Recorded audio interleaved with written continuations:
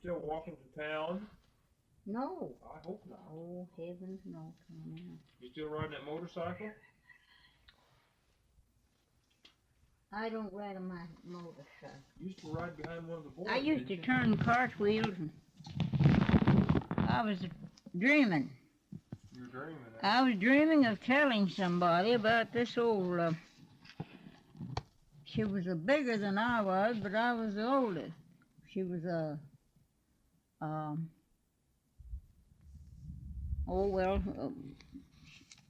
girl, she was, I forget now what nationality she was. Her name was Lena Latumsky. Did you live here? I weighed about 25, 30 pounds. I guess I was about 9 and 10 years old. Well, I was about 11 years old. And I'd just go out. We'd want to go down, to the little house outside, and then we'd go behind the schoolhouse and turn cartwheels. Wasn't no boys around. And I'd just go rolling across. Helena would get up there. I was telling you about it. And Helena would get up there, and she'd get up on her, she was big, very big feet and everything. You can sit down there for a minute. I got to run out to the car. And she would get herself, her hands on the ground, and then she'd flop over. She wouldn't roll. She'd just hit the ground, thump like that, And I was telling you all about this. And I was dreaming it. And let's see now, where am I? That's Malachi. Oh, well, now that's What are getting you looking for? I'm looking for here it is. Okay, here. Mm-hmm. That's all of our ages.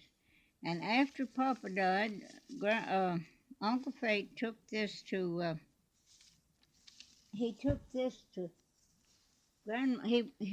this was at Grandma's, and Uncle Fate took this and copied off all of these things here from Grandma's Bible, Grandma Todd's Bible. Is Married. that part of them? Yeah, married 1894. Who? Thomas Albert Todd and Bessie Fisher married October 22nd, 1894. Yeah, she,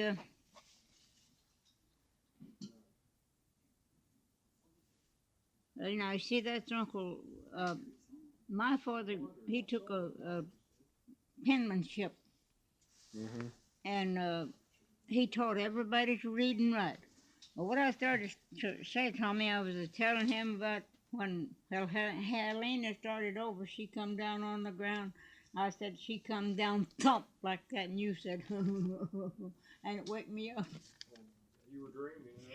I was dreaming that I told you that. That you told me that? Yeah, Oh, my. When was this? Just we're recently? married. I didn't know that was put in there. What? Was that just recently you had that dream? A what? Was it recently you had that dream? It was just about 2 or 3 weeks ago. Well, I'll be done. Well, how's everybody getting along? I'd like to see that little boy, Todd. Someone sent me a He's picture. walking like crazy. Yeah, they're all walking. Well, You know- I saw him running away from his I don't mama. like to say this. Oh, I made Richard mad. He said, if you don't say that's the prettiest baby you ever saw in your life, you don't know what you're talking about. I said, well, I can tell you right now, I'm not going to say it. I said, I've got almost 50 great-grandchildren. My gosh, that's a bunch. Almost 50 great-grandchildren. Well, I don't know how to get girls. I have. 50. Almost 50. Almost. I got 3 of them. Jerry's got 3. And Donna's I've got not 1. seen but, I have seen more of them since I saw your children. And I got a then, picture of that little but boy. that's what he said about that baby of his. He said, if you don't say that's the prettiest baby you ever saw, you don't know what you're talking about. And I said, well, I'm not going to say it because if I get all of them 44 mothers onto me for saying things like that, I said, I'm just not going to It's been on for a long time. run the risk of it. There wouldn't be anything left of me. And he got mad because I said I wasn't going to. How can you see him with his I can back, see him. back to the light? Have you got any pictures of that little boy? Yours? Yes. Yeah, I think so. Thelma sent me some. Did you? He's What's- just sitting on. What's the date You mean today? you mean your little Todd Little boy? guy, the little Yeah. Todd. Yeah, Today's February Gregory Todd. 11th. but he was 11. 11th. Uh-huh. He's that's he was February sitting on 1984. Susan's lap, 1984. and I said, I said he's not even as good looking as any of the rest of them, you know. oh, he's cute. Don't you dare tell him I said that. Well, I won't tell him. Oh no, he's not. He's not a beautiful child, He but had he's a curly sweet hair. little boy, and he's my great grandson. Is this him? That's him. That's Gregory. That's Gregory Todd. And Thelma said, I said he looks like his eyes are dark. I wrote in a letter. They're dark like mine, I think. She said they're just as dark as a. Jeffrey's are dark, his are dark, and Tommy's are not. His are dark. You keep that if you want. He's got black eyes. This Well, one mine are here. kind of dark brown, aren't they? Your eyes are black. I hope not. I Used to. well, But they're they used black. to just say they look a hole to you, these do. Well, he looks like he's He had happy curls. about whatever. He had curls on the side of his head, and we trimmed him here just recently. You mean he was crying? No. Well, he cries. He looks like he's small. Yeah, he can smile. You'll see him now. See these? Where is that other piece? Is this it? This Yeah. is it. That's it. Well, this here says, now I cut Persinger off of it. He wrote it on this side over here. Grace Persinger was put on here, and now these right in here, Uncle. How come they're not all here? I wonder wonder if someone took them out of there. Reckon they was Well. all in there. Maybe the pages have got jumbled or something. Here's some. Here they are. Thomas Albert Todd was born Yeah, September that's it. 15th, 1872. What was his first name? Thomas Albert. Yeah, you like one name of having my father's whole name. And Jeffrey's got a name of, Jeffrey Allen. Well, see, Yeah, my Tommy is and my Tommy grandmother Leroy. had a brother named Al. I didn't know They that. called him Uncle Al. I didn't know His that. name was Alan. Isn't it strange? We didn't know that. That's his. Well, he was my father's own uncle. Yeah. He'd be yeah, my- birthday is- I'm his second. When's your birthday? 28th September. I'll be That's the 80. day. That's the day Joe was That's born. my birthday. 28th My September. gosh, September isn't that 28th. crazy? It sure is. Well, I didn't know that. Yep. And do you know Well, Peter was Jerry- born on Billy Graham and her born the same day? I sure didn't know that. I didn't either. I read the Well- other day where they was giving him a celebration for his Jerry's 80, birthday's the 26th 86. of September, isn't it? 85th birthday. Did you want this picture? 60s. What? Did you want this picture? I thought you were just letting me see it. I'll give it to you if you want me to. Oh, good. You don't have one, by golly, you got Yeah, one. I He haven't looks got a it. little bit better now than Yeah, Um, and then it tells here when, after, see, all of this is Uncle Fate's writing. He wrote all of this in here, and even tells the day we was born. I can't see it too good. Uncle Fate wrote that? Yeah, he took Grandma's, this was all wrote in Grandma's Bible, and he copied it in this. This Bible was at Grandma's when Papa died, and he Where fixed was- it all up like that from her records and brought it for Mama. Where is Grandma's Bible? And then What after, happened to it? Did Where it get was burned it? up in the fire? who? Didn't Grandma, Todd. yeah, didn't her, Uh-oh. What's that Joe doing? Haven't been paying your electric bill. there it is. There it is. My goodness. I think all of Grandma's stuff got burned up when her house burnt there in Oregon. Mm-hmm. You mean Grandma? Gandy? Oh, yes, but this is Grandma Todd. Oh.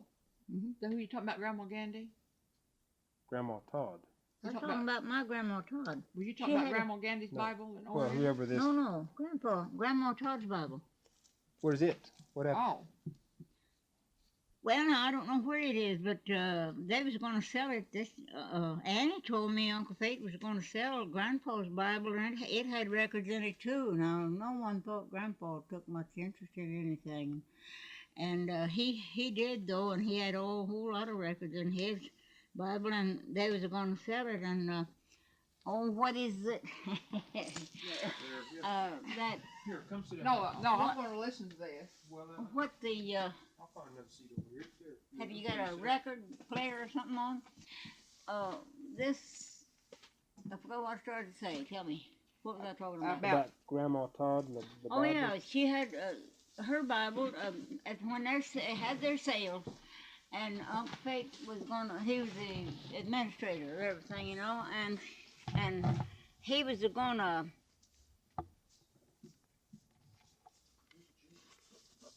What was he gonna You do? mean you've got a player?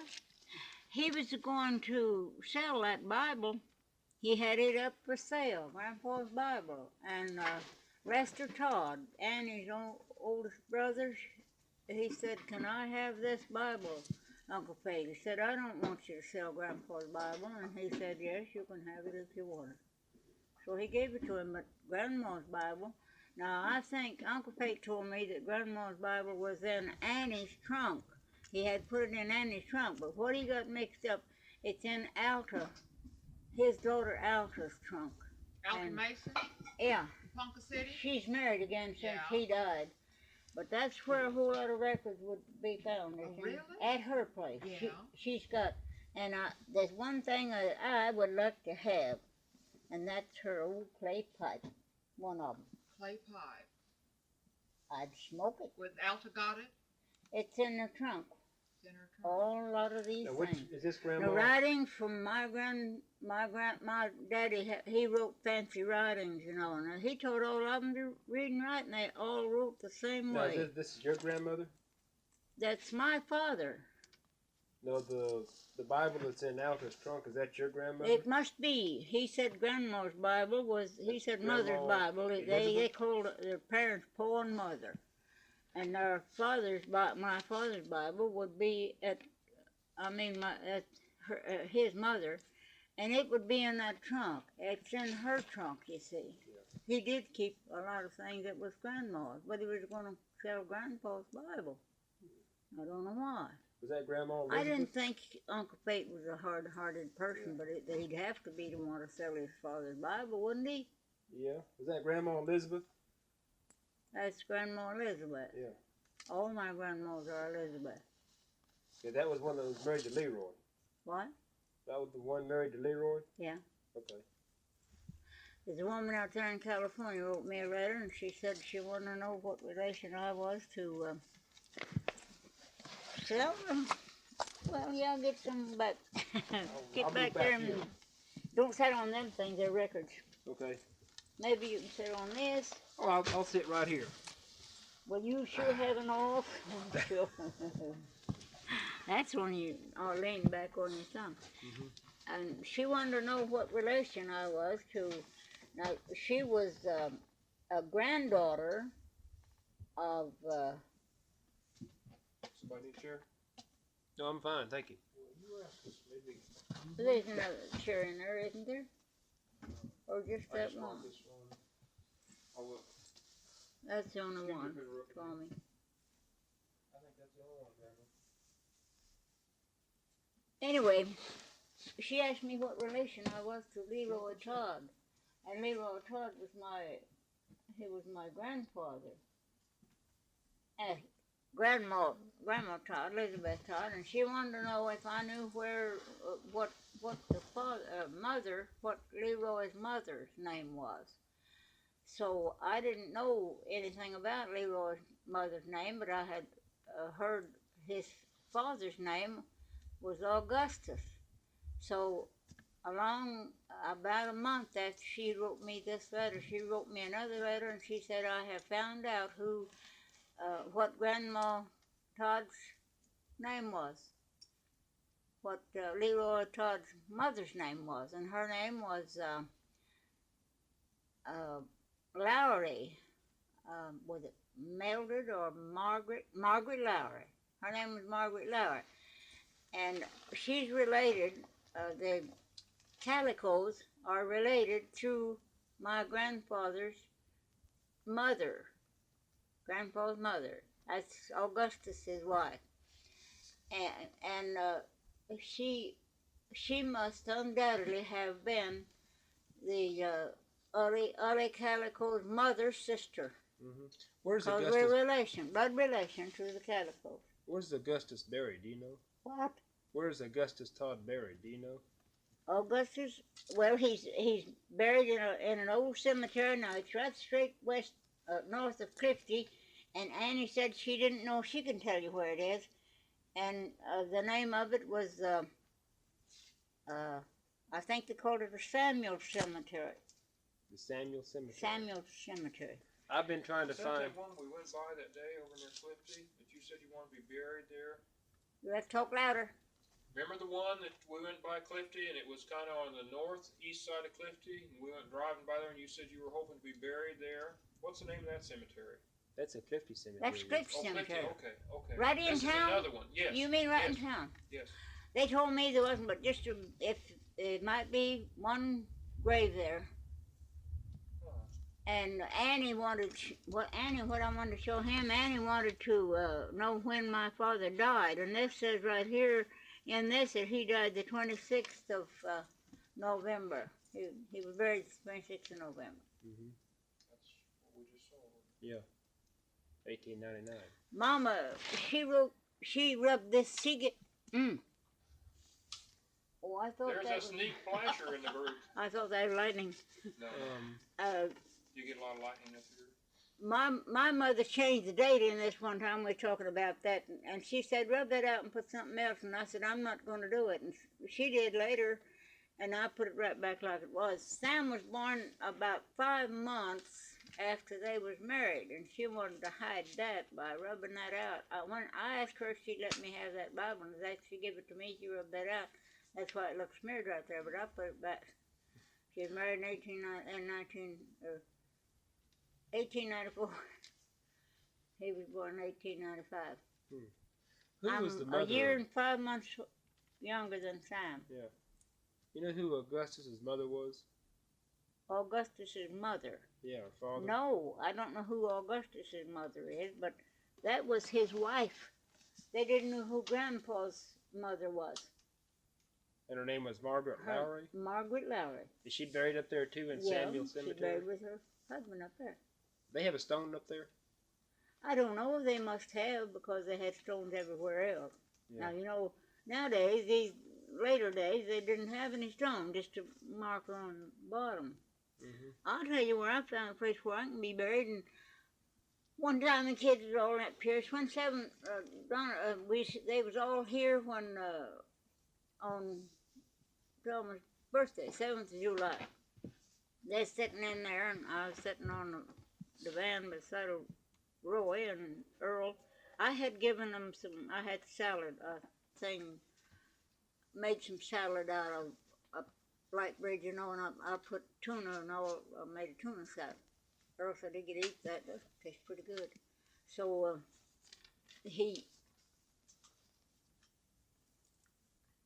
they was all talking about where they were going to bury me, and I said, well, I just sat there and listened to them about it, you know, and I said, there's just one request I want to make of you folks. And Earl said, anything you want us to do, Mom, we'll sure do it. I said, just please wait till I die for you.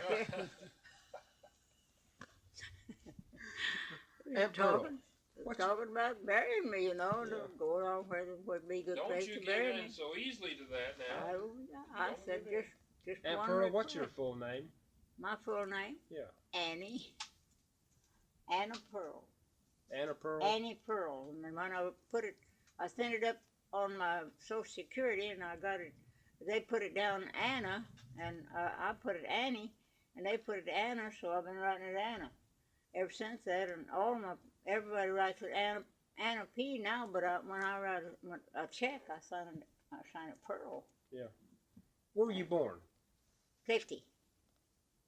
When's your birthday? That's my town. Yeah, when's your birthday? Same as yours. Yep. And I was born on Tuesday. Which I believe. Tuesday? It says right here on this piece of paper when all of us, the day we was born. Is that it here? Yeah. Yeah, it's here. Annie Pearl Todd, September. Where is it? Annie Pearl Todd.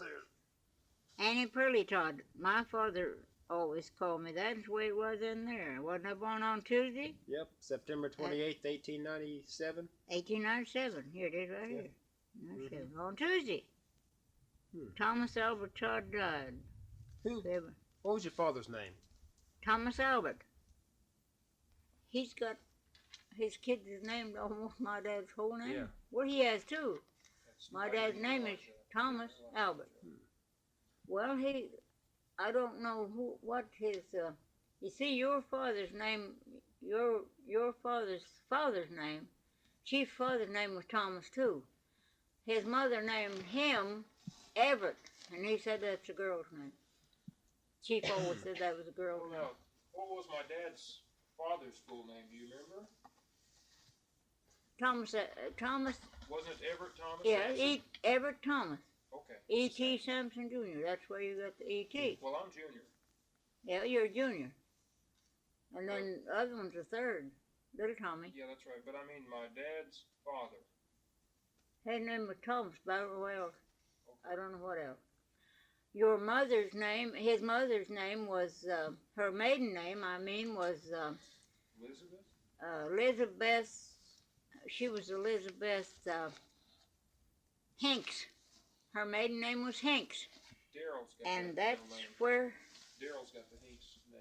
Daryl Hinks? he named him Daryl Hinks. And Daryl said, she said, I hope he likes that name because I like the sound of it. So when he went to school, he started school, he said, you know, Mom, I'm proud of my name. He said, there's not a kid in the school got that name of Hinks. And there wasn't. Daryl Hinks Sampson. Who was your, oh, I'm sorry. What was your mother's name? My mother's name was Elizabeth Ruby. Elizabeth Ruby. Yeah. What was her maiden name? Ruby Elizabeth. Elizabeth Ruby. What was her maiden name? Fisher. Fisher. And Grandpa was German. Yeah. And my grandma, Todd, was Elizabeth Ann. And that's why so many Annies. And I've got a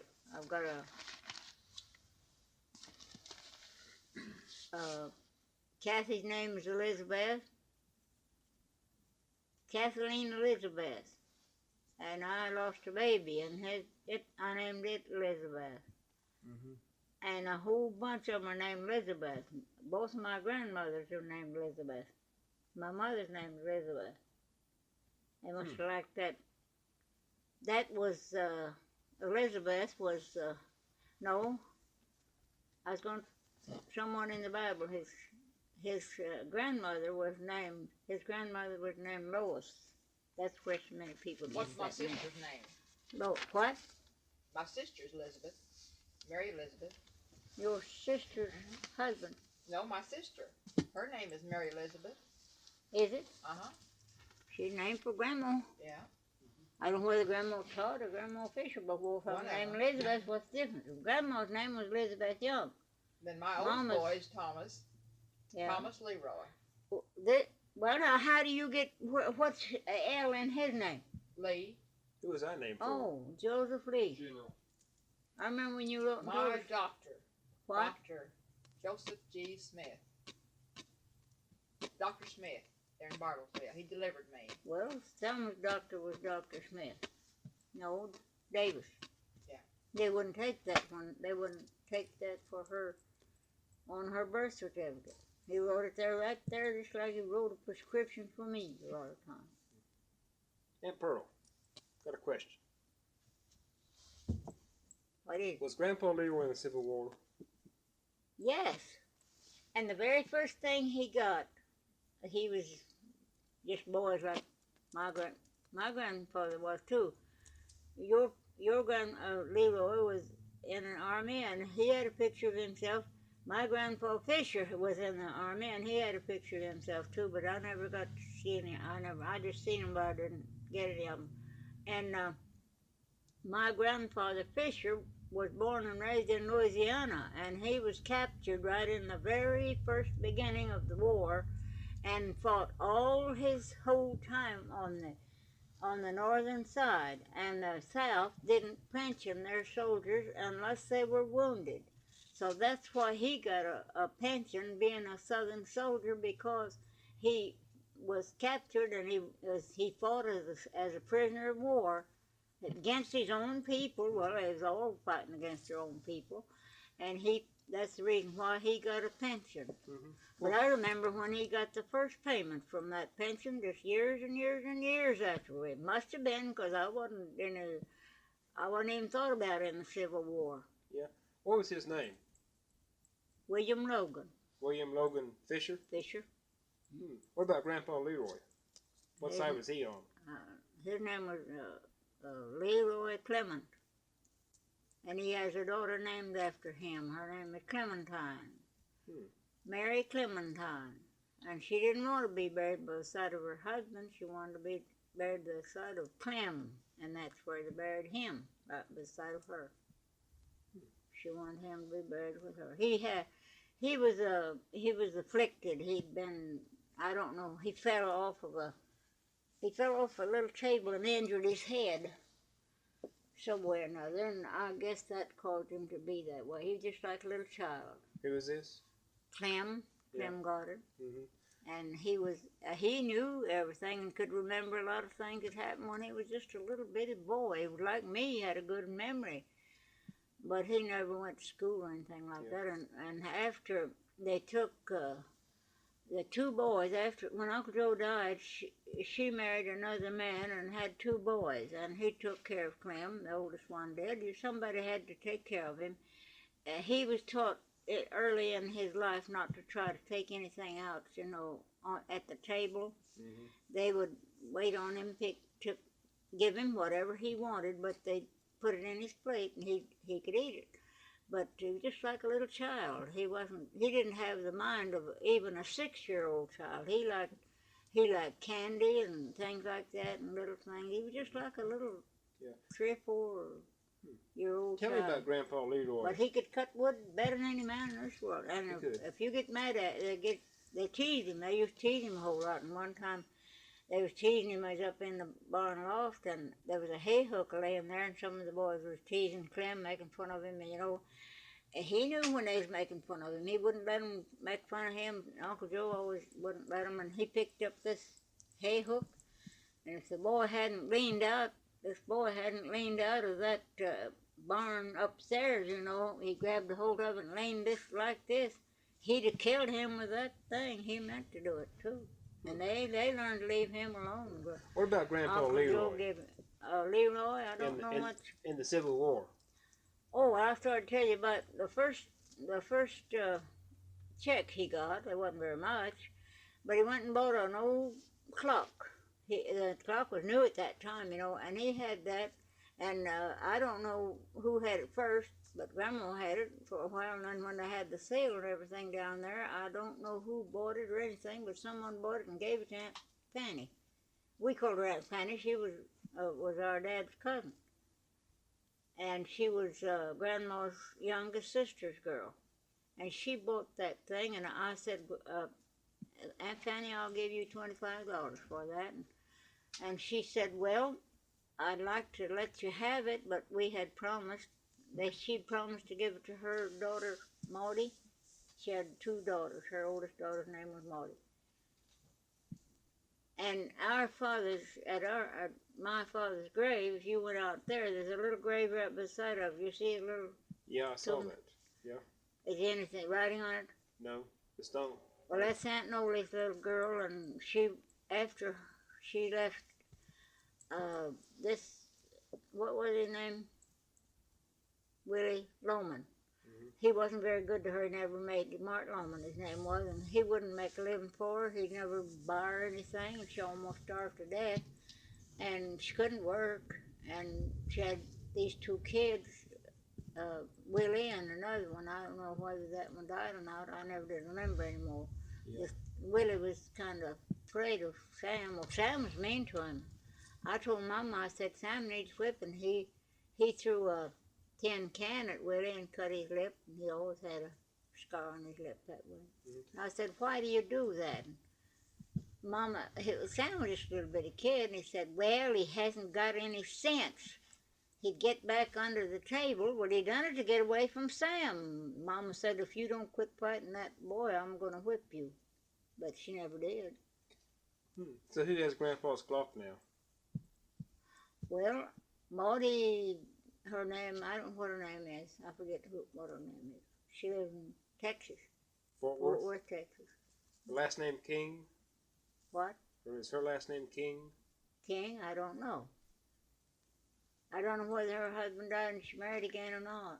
They usually did, but she was, I forget now what her name was when it wasn't King, it was, I can't remember. I never had heard her name but one time, and I forgot it. I might think of it some of these days. Yeah, I'd like to find out. Someone said was something, some of them done some meanness sometime or other when they was young and they don't say anything about. I said I never have heard anybody in my whole life make a remark about any of them doing anything mean. Mama never did. I never heard Mama say a good word about my dad. She always talked about him. What was your dad like? What? Do you remember your dad? What's that thing you're blinking? Well, that's my machine. Do you remember your dad? No, I don't remember my father, but I'll tell you what I remember about him. He taught me his favorite song was Darling Nellie Gray. And he taught me to sing that song. He was a violinist. He just make a violin talk. And he taught me to sing that by playing the tune real slow, you know, how to carry a tune to it. And I was only 2 years old when he died. And I sung that song. I could just sing like everything. And he taught me to sing that song while he played it. And he'd play it slow and soft, you know. And that was just the thrill of his soul. And my mother hated the whole thing, like to bust that thing all to pieces. Or he died because she was mean to him. He died to get away from a nagging woman. How come he died? What? He died a horrible death.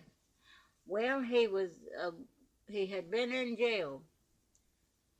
How come he was in jail?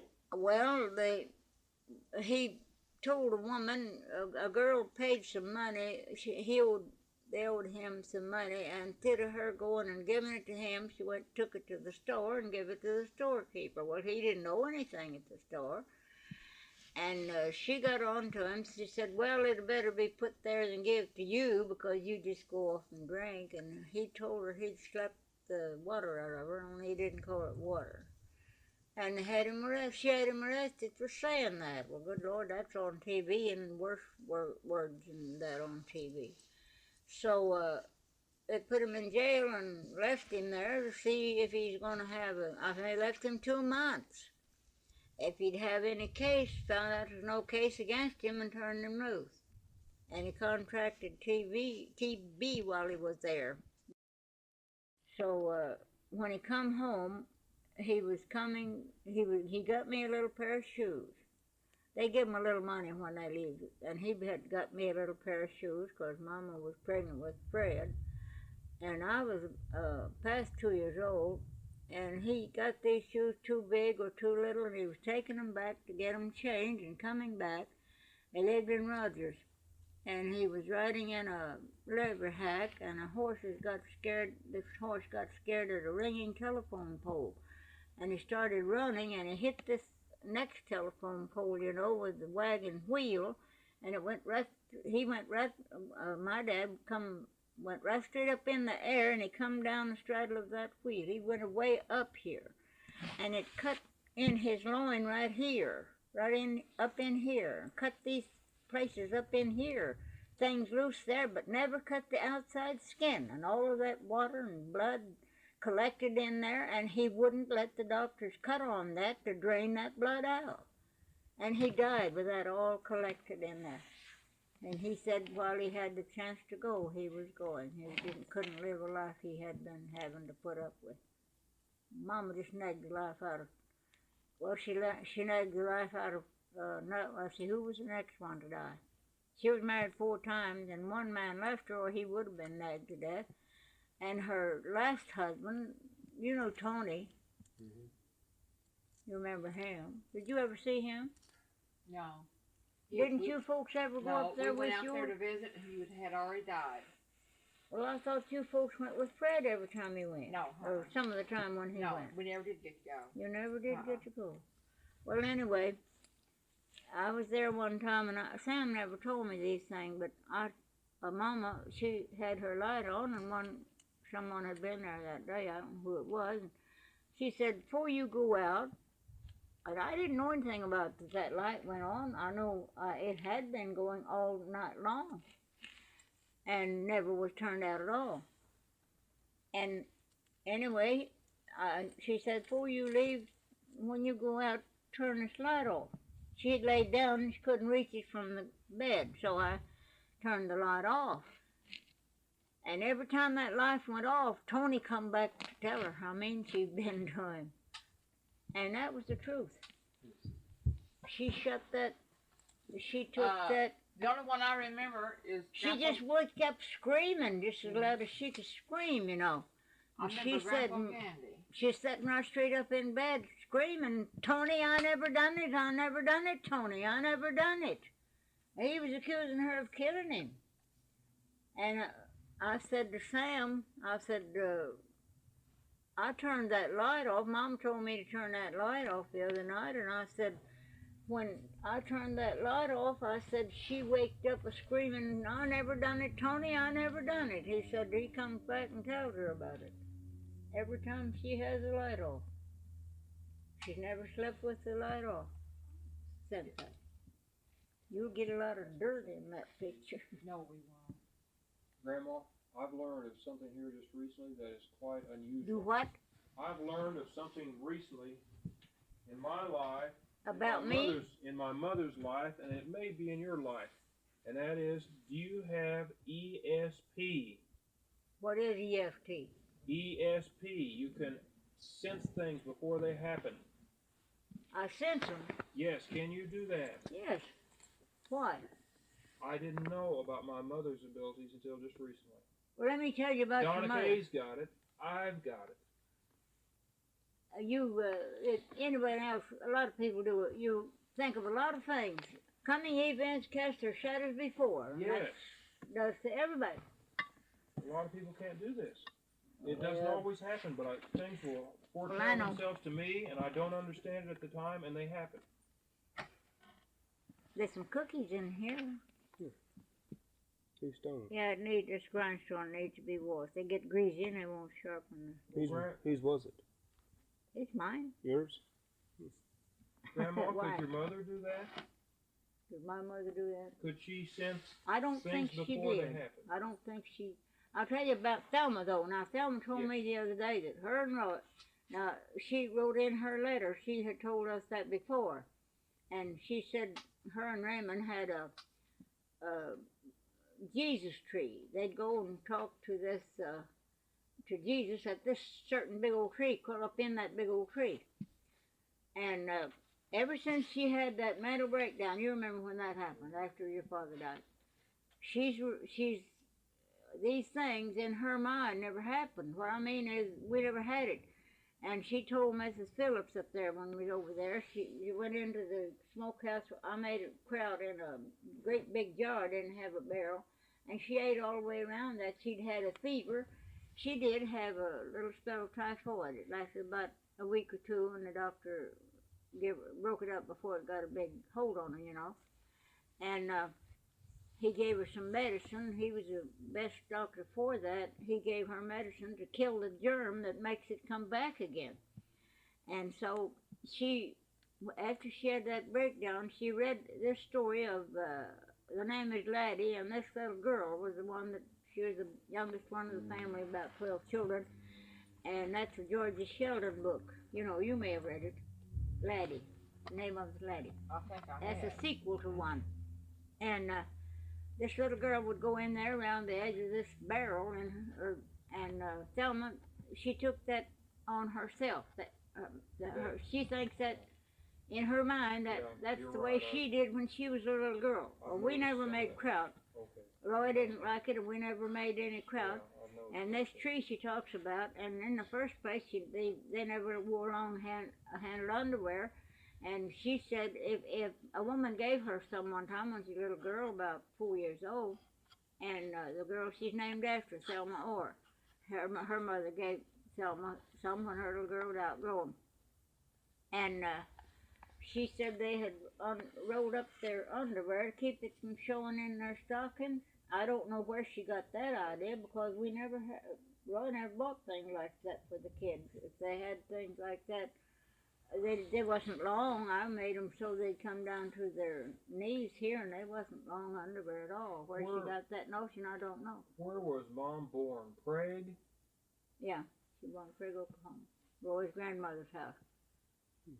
Did you ever meet Carl Fairbanks? I don't remember that. He's Maxine's brother, Willie's oldest boy. He died with some kind of mental trouble. Now your parents, where were they born? Who? Your parents. My parents? Oh, I don't know have you where already got my that, parents or- were born. Mama was born in Missouri, but I don't know what town. In Oh. Missouri? Osceola. And Osceola? that's where Grandma was born. Grandpa said that his mother was born in Osceola, Missouri. Who said that? Grandpa, your brother, Fred? He said that Mama was born in Osceola, Missouri. I don't think so. Well, Osceola, Missouri is close to where that big hatchery is up there, and we had, I forget the name of that town. We was up there, and the Pomatar River. They said the Pomatar River was the one that come through there, and my grandmother lived close, right near that, and they fished and swam and everything else in that Pomatar River. And she may have it. Grace didn't put it that way in the obituary, and I said that's not what the thing Grace put in there when Mama died. It wasn't Osceola, and she wasn't born at Osceola. I mean, I thought she was born at Osceola. Now she had a sister Mary, my grandma, and Mama's grandma. It was my great grandma, my grandmother's, Mama's mother's mother. And What was her name? I don't know what her name was, but her last child was her name was Annie, and her father never saw her. She was born after he was still alive when she was born, but he was in the army, and he lived at Pea Ridge up there. Lived at that right close to that Pea Ridge. But they was pretty wealthy people. They made their own. They raised their own sheep and things, and made their wool bedspreads. They had looms, and they called them counterpanes, and they wove them real fancy things, you know. And they had every bed all fixed up with that fancy Did your stuff. grandma make one of those? My great grandmother did. Grandma's mother, she made things like that. They was pretty well-to-do people when she died. But anyway, I started telling you about Grandpa. As you got a little part of it on a recording machine one time here. She wanted me to tell her, and he started home. The captain said, "Why don't you go home and see your baby?" She was about 2 or 3 days old. Grandma was still in bed with her, and he said, it's just 3 miles. He said, you can go, and nobody know you're gone. Nobody but me. And he said, you can come back. Nobody know you've ever been away at all. Gave him his consent to write it out and give it to him. And he got part way home. He got almost home, and some rebels got a hold of him and killed him. Put him in an old well, an old dug well out away from the house, away from the road. So he didn't come home, and next morning after he'd been down there, he never come back. His horse never come back.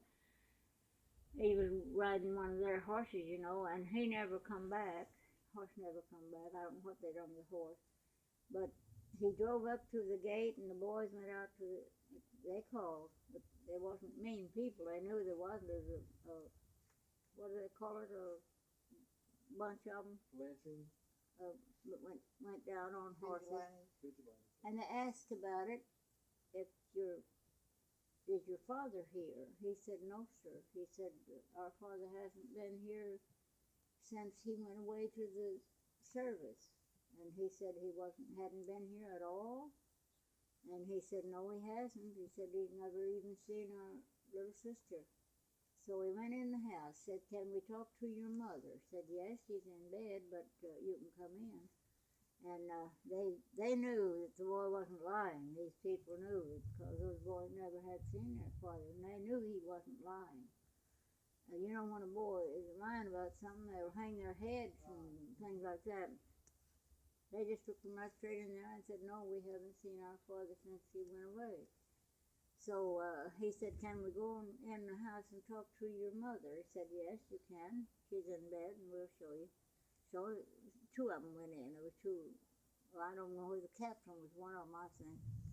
And then this other man that told him he could go. I think the captain was one that told him, and a lieutenant or something like that. And they the two went in and talked to her. He said, your husband never came home last night, did he? Or did he come home? And she said, no, he didn't. And she raised up in the bed and sat up. She said, why? Is something wrong? And he told her, he said, now don't get excited, but your husband came home last night, or was supposed to come home and see the baby. And he never come back this morning, so we're going to find out what happened to him. He said, I feel like there's something happened. And he said to the boys, after he took her out, he said, is there any kind of a old hole or a building or something around here that anyone could hide a body? He said, we're afraid your father was killed. He said, he's an honest man and we knew it. So he said, we can show you where there's an old well. It's not got any water in it, but we can show you that place. And he took them to this. It was a little ways off, maybe a quarter of a mile from the road. And all around that, before they got to it, was green timber, bushes had been cut and thrown in there. Well, he said, I think we'll find. He said, do you want to stay here and watch us? We're going to see what's in there, and we think that's what we'll find. And he said, no, we'll stay and watch you. So they stayed there and watched him, and they found his father in that old well. And I don't know whether, they knew the rebels had got him, but they didn't know who the rebels were that did. What was his name? Yeah, I don't know what his name was. I know where I went to Pea Ridge one time and asked where he was buried, and he said, well, I'll tell you where. 3 years after the Civil War ended up here, they moved all of the soldiers' bodies to Fayetteville, Arkansas, and he's buried in that National Cemetery in Fayetteville. But Was his name Fisher? His name was Nance. Nance. And Grandma had a brother named, she's got a boy named John, and she had named another one of her boys. She named him Pleasant, and that must have been her husband's name. Uncle Sam Fisher's name was Pleasant, Samuel Pleasant. And Uncle John's name was John, and I don't know whether either one of them is or not. And if there wasn't any more boys up there buried, if there wasn't any more of the Nances that was killed in the army, they might have buried him in their cemetery by having him killed. But he was a soldier, and I don't think they would have. They just buried him with the rest of the soldiers, wouldn't they? Even if he'd have been killed out there. He was on the north side? He'd have been in the cemetery. Well, he was on the northern side. Well, he lived in the north. See, that's the north. Mm-hmm. That's why Grandpa fought in the north all the time. Leroy? Mm-hmm. Mm-hmm. He was born in Georgia, wasn't he? No, Grandpa Leroy. Grandpa Fisher. Oh. Wasn't Leroy Todd born in Georgia? Leroy Todd born in Georgia? Yeah. I don't know. I don't know. Grandpa mentioned that. Well, now listen. Annie, I'll tell you, Annie can tell you. Annie told me where Augustus was raised and where he come from. Now, I can't remember that. But she can. She's got a list of it. She's got a name of it. Where she live? Out there at 50. She lives between... Well, which way did you come? We came through Springdale. Springdale. Well, where you come from the north, you come through Clifty and out from Best, you come from, well, that's from Springdale. You didn't come that way, did you? You come on this round by Hinesville. Yeah. Yeah. What's her last name? Annie's name? Annie? Cook. Yep. Cook. Annie Cook. Mm-hmm. Do you know her? She was Todd. Yeah. Freddie's sister. When was the first time you came to Indian Territory? First time I come to the Indian Territory? Yeah. I was about 10 years old.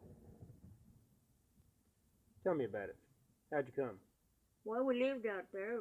We went in a covered wagon. And we, here, let me have my Bible. I'll let you take this and read it, and then you can send it back to me. I wrote it all out. How Outlaw went and got the doctor for my little sister.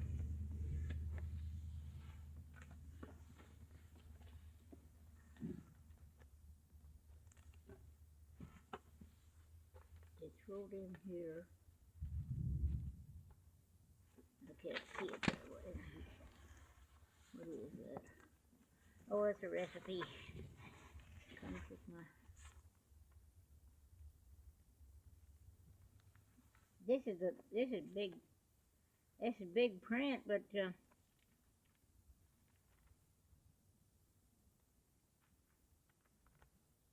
can't hardly.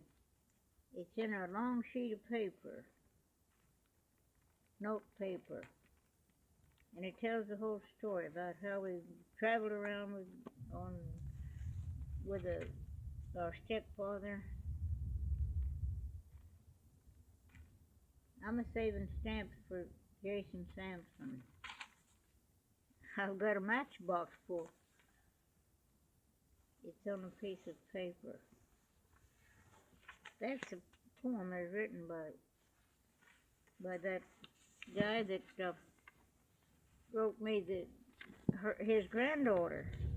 That's her grandfather's wrote that. I mean, I copied it off, but well, now why don't I find that? I know I never took it out of here.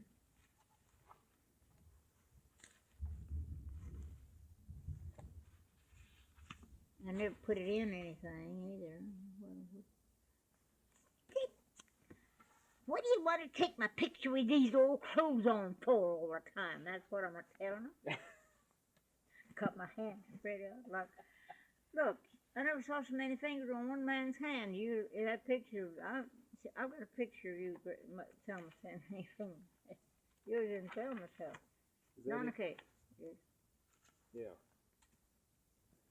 Told all we did. And this, what was I talking about? Oh,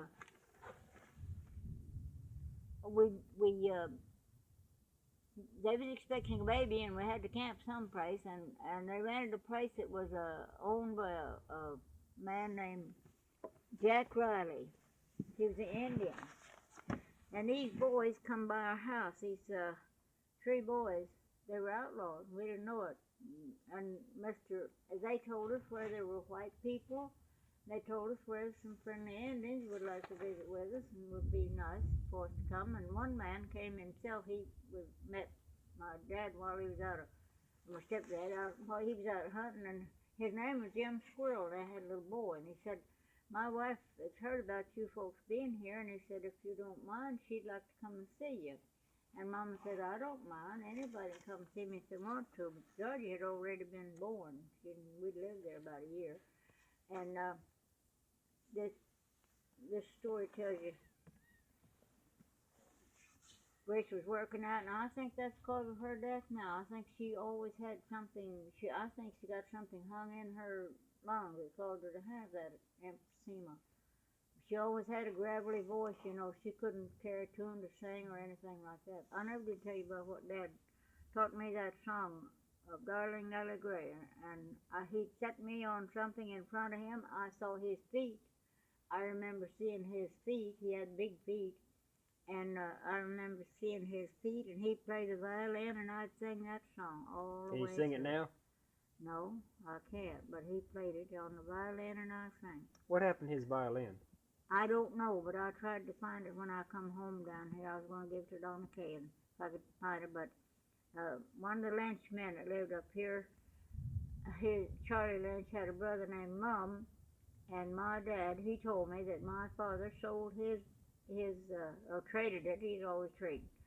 He traded his violin to my brother Lum. I know that to be absolute fact. But he said my brother lost his mind, and before they sent him to the asylum, he done something with all of the things that he had. You know, his mind was working enough that he didn't want other people to have what he had, and he hid it or sold it or done something, and nobody ever did find out what he done with anything.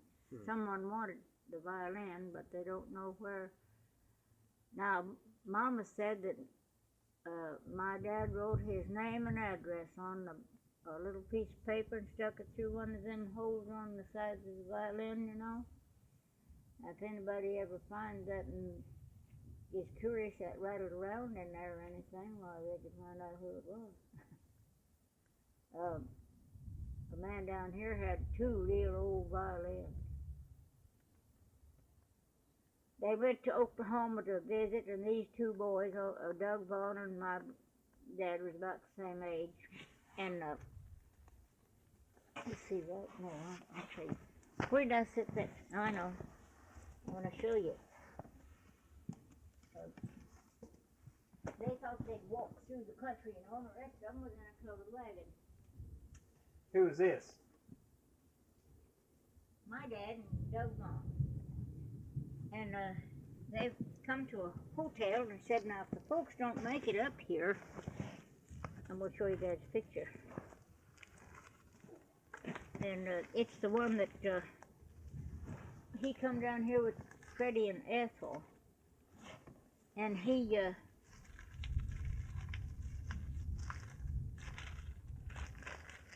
took a picture. That's John Fletcher, Sammy's oldest boy. Oh, uh-huh. And he took a picture. He was taking pictures. He took some of my pictures. Now, here's Grandma and Grandpa. And that's me. You want to see it, Tommy? Yeah, that's Grandpa Leroy. Yeah, that's Grandma and Grandpa Leroy. She was Indian. I mean, her brother, Grandma's brother, goes this way. Was she Indian? Yeah. Her brother, long years ago, our ancestors, 150 years ago, he came to Clifty and built that little town up there. You remember that, Tommy? What was his name? Yeah, he built the little town of Clifty. What was his name? And he was born in Wales. He was part English. See, she got a nose like an Indian. She looks like an Indian. Was she Cherokee? Yeah. And he married this man that came there. He married a full-blood Cherokee Indian princess. And she said she wasn't a white woman. She wasn't an Indian woman. That's I don't know what. Earl's got something. He always has something in his hand. He wasn't supposed to be in the picture. And he, now here's this one here, and she sent me all them. This is our 4th-generation picture before Grandpa died. This is our wedding picture. I took this up to the art center, and they said, "Oh, just look at that. She was a little doll." I said, "I sure don't look like a doll now." "Oh, yeah, and there's a doll. That's me and my doll." Now there's Roy and... Is this Lorna Hood? Who? To Lorna Hood? It says to Lorna. Yeah, that's That Lorna Lorna. Hood. Well, what? She must have died. Did she? We can't hear from her. I don't know. When Pearl was back the last time, Pearl called her. Pearl who? Grace. Grace. Didn't Grace go see her when she come back? Well, we did. We went to see her, but we've been writing to her all the time, and we don't hear from her anymore. Oh, I don't know. Who are these? Oh. These are. That's me and Fred and Sam, and that's Aunt Grace. Now that's my daddy. You want this picture? Oh, we have an extra one. It's one she sent to me, and this is one that Grace gave to Selma Papa to in give to there? me, Yeah, and that's- she. That looked just like you when you was a baby. Yeah, girl. that's Fred. Just exactly. I got a picture at home, but big fat cheeks. Huh. Mom always said the older Joe gets more he looks like Papa. Well, he Don't looks get like... these pictures mixed up, because this Oh. one's a plainer picture. Okay.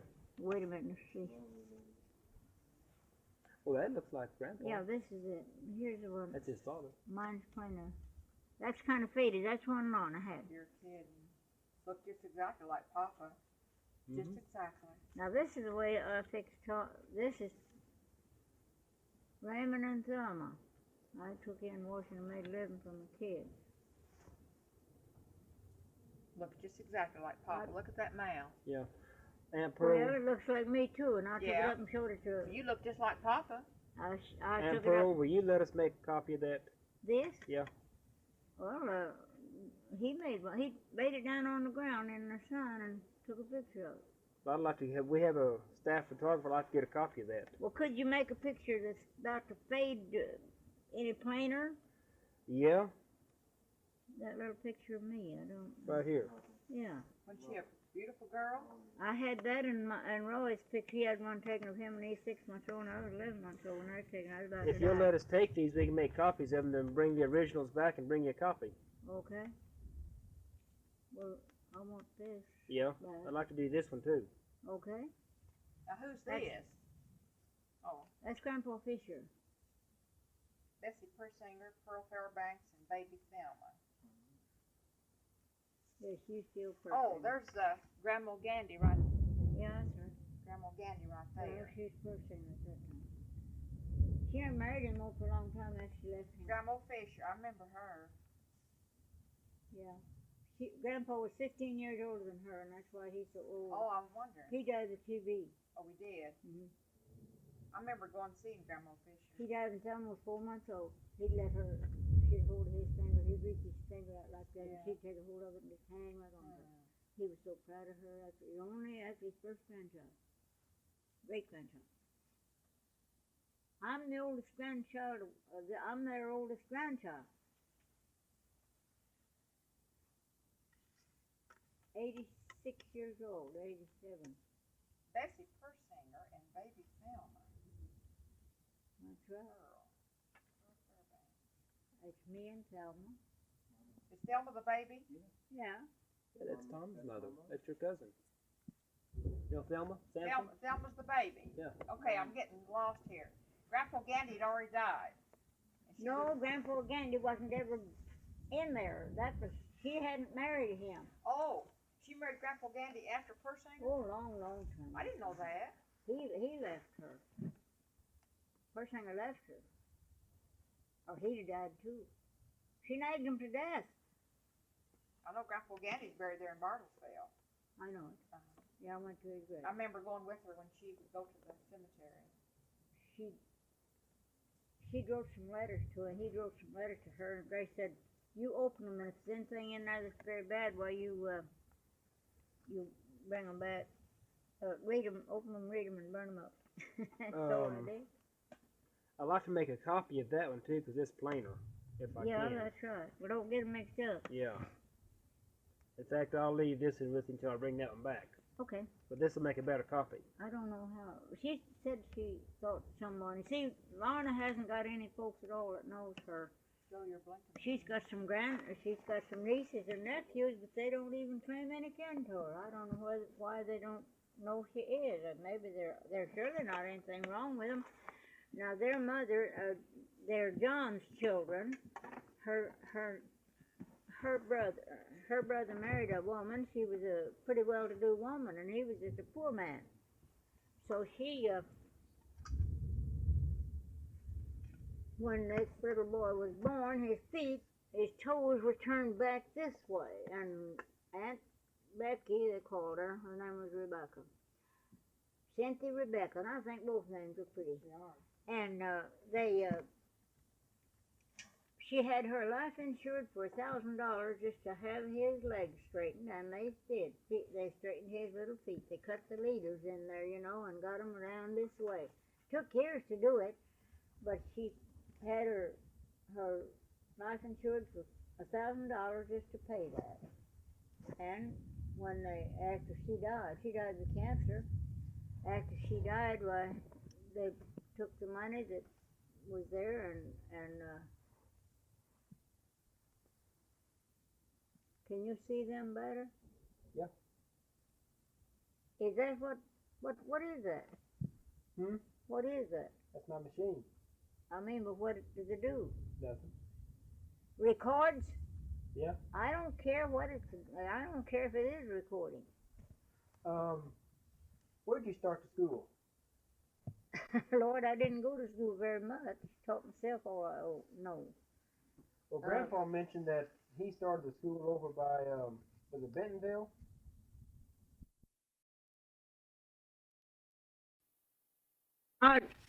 Joe, can you enlarge these pictures like this? Yeah. I'd like to have that enlarged instead of that one up there with Roy's shirt off. He said, I wish I'd have had my shirt on, but, It was hot. well, I don't know why she picked that one. That one's the best because I'm in it. You make me one like that and I'll pay you for it. That's a good picture. When did you all move to Bentonville? Because Grandpa was born in Bentonville. He wasn't either. He wasn't. No, Where was he born? he was born at Rogers. He was. He was born after Papa died. Yeah, I thought he was born in Bentonville. No, he wasn't. He was not born at Bentonville. He was born at Clifty.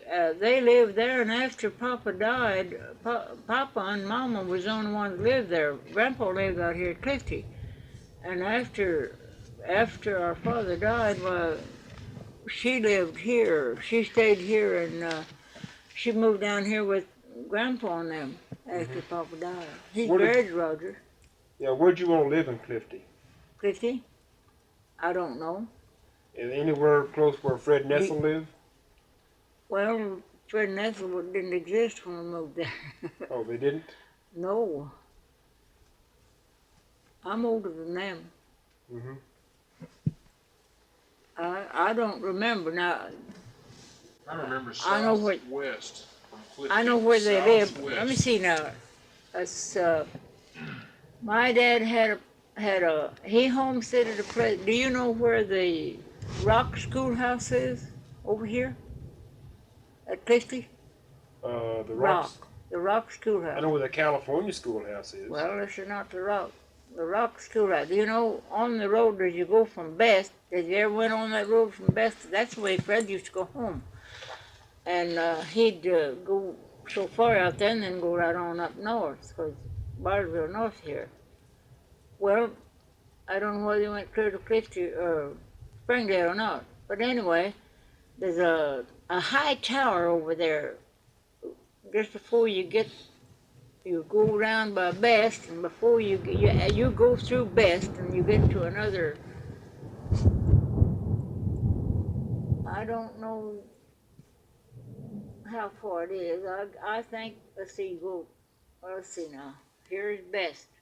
And you go out this way about a half a mile and you turn this way, and before you turn on this road that goes along this way, there's a high tower there. You can get in that tower.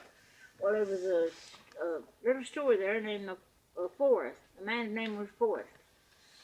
And take off from his road, from his store, go down over in the timber in that direction, and there was a Rock Schoolhouse. Well, there was a place over there that my dad homesteaded, and one of the men, an old man, he's dead now. His name was what was Dad's? I used to have a picture of him. Mama did. What was their name? Good Lord, why can't I think of anything? Pierce. Their names were Pierce. That Arch Pierce was Dad's fiddle. They played some fiddle. And Arch, his father lived there, and he said, at Clifty at Best one time, the Best store, he said, I told him who I was. I said, I'm Ab Todd's daughter. He said, you look familiar to me. He kept looking at me. He said, I'm going to ask you what your name is, because I know you look like somebody I have known years ago. He said, what is your name? I said, well, my name used to be Pearl Todd. I said, my daddy and his folks called me Annie. He said, I know. first time I saw you, or last time I saw you, you was laying on a pallet under a tree where on a homestead that your daddy homesteaded down here close to the Rock Church, where the Rock Church is now. Mhm. I don't know where that was. He had to let it go back because they moved to Rogers and let the place go back. He never What did about give Uncle up Jimmy going to on California? Uncle Jimmy who? Todd. Well, he went to California and made a fortune, and he had a cane that he carried the gold all back on. And his name wasn't Jimmy. His name was George. I thought it was Jimmy. Oh, he had a boy named Jimmy. George was the one that went, and he had a boy named Georgie, and he always humored him. And he told him where he had buried all of his money, and he stole it from him one time and moved it somewhere else. He made him let his dad think that somebody else stole it, but his dad always knew he did it. That's how he built that big fine house down there, down in the hollow over there, the big two-story house, and the windows inside are French windows and made of glass, and oh, he just splurged with that money. Where's this? This man paid 15 cents. He walked and he begged for food, and he had all that money at gold. Where's this big house And he his- built? It's right down, you go out from Clifton. We pass it every Monday morning, Tuesday morning. You take down in the hollow. I don't know whether I believe that house burned down. I believe someone told me that house burned down. It had fire, forest fire, and nobody was living there. Some refined, well-educated people moved in here, and everybody hated her. And the one that Fred always thought Pauline, Juanita Evans, he was crazy about her. I don't think your mother liked it, but he'd go over there and they were going to have something to do that night. And but anyway, she come out to watch these men folks making her kids was raised in Wichita or Kansas City or someplace, and her husband was a doctor, and he was still up there, and she thought she'd surprise him one time, went up and caught him living with another woman, so she got a divorce from him. And they bought that property. But anyway, everybody always made fun of her. She talked proper, and used good language, and was nice to her children, and taught them good manners too. And I just loved her. She was a good friend of mine. I was about the only friend she had here. But she didn't take any running over. And Juanita, she was her and the children standing off out there watching them make I think she took some pictures of it, but anyway, they was making a pond off out there somewhere, and Juanita, she thought she'd be real smart, so she jumped all over her one time. Juanita was a bigger woman than she was. And boy, she thought she'd really clean up on her, but let me tell you something, they had to carry Juanita out.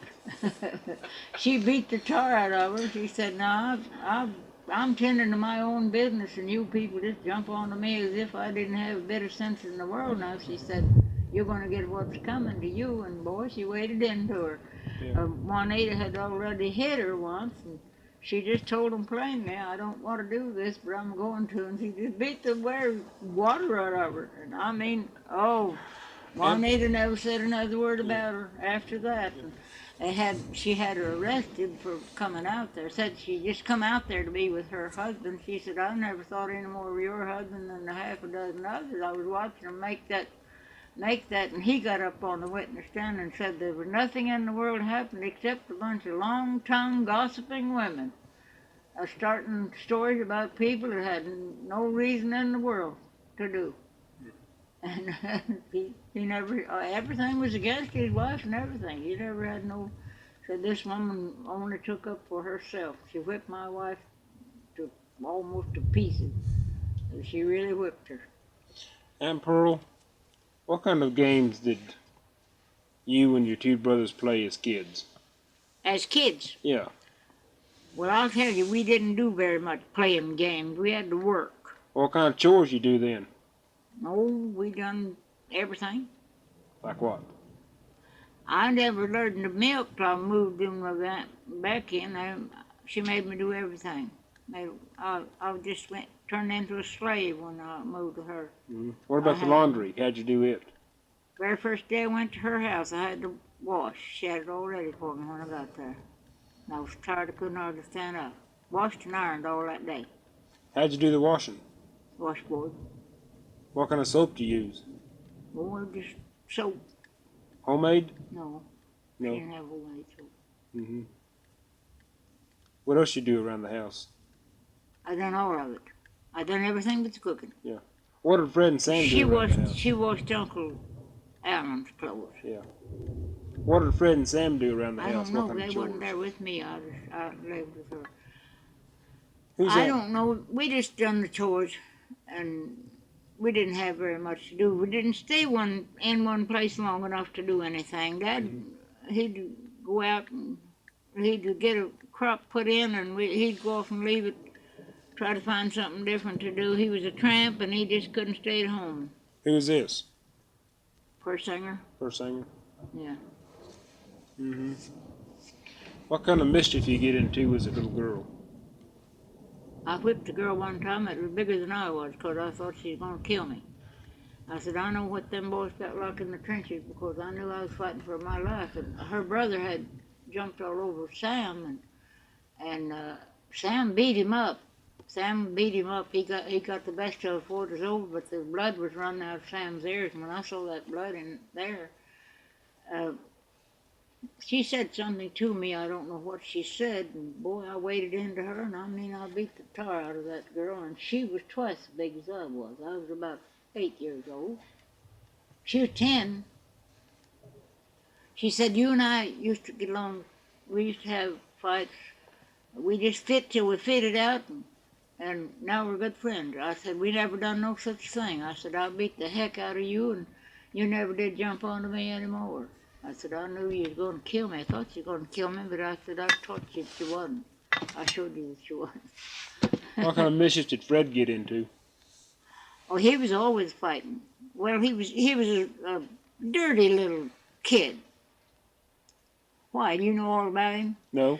We moved to this Indian territory where these Indians, these outlaws was on. He went out in the country and he found out he could hunt. He didn't get anything get him in trouble.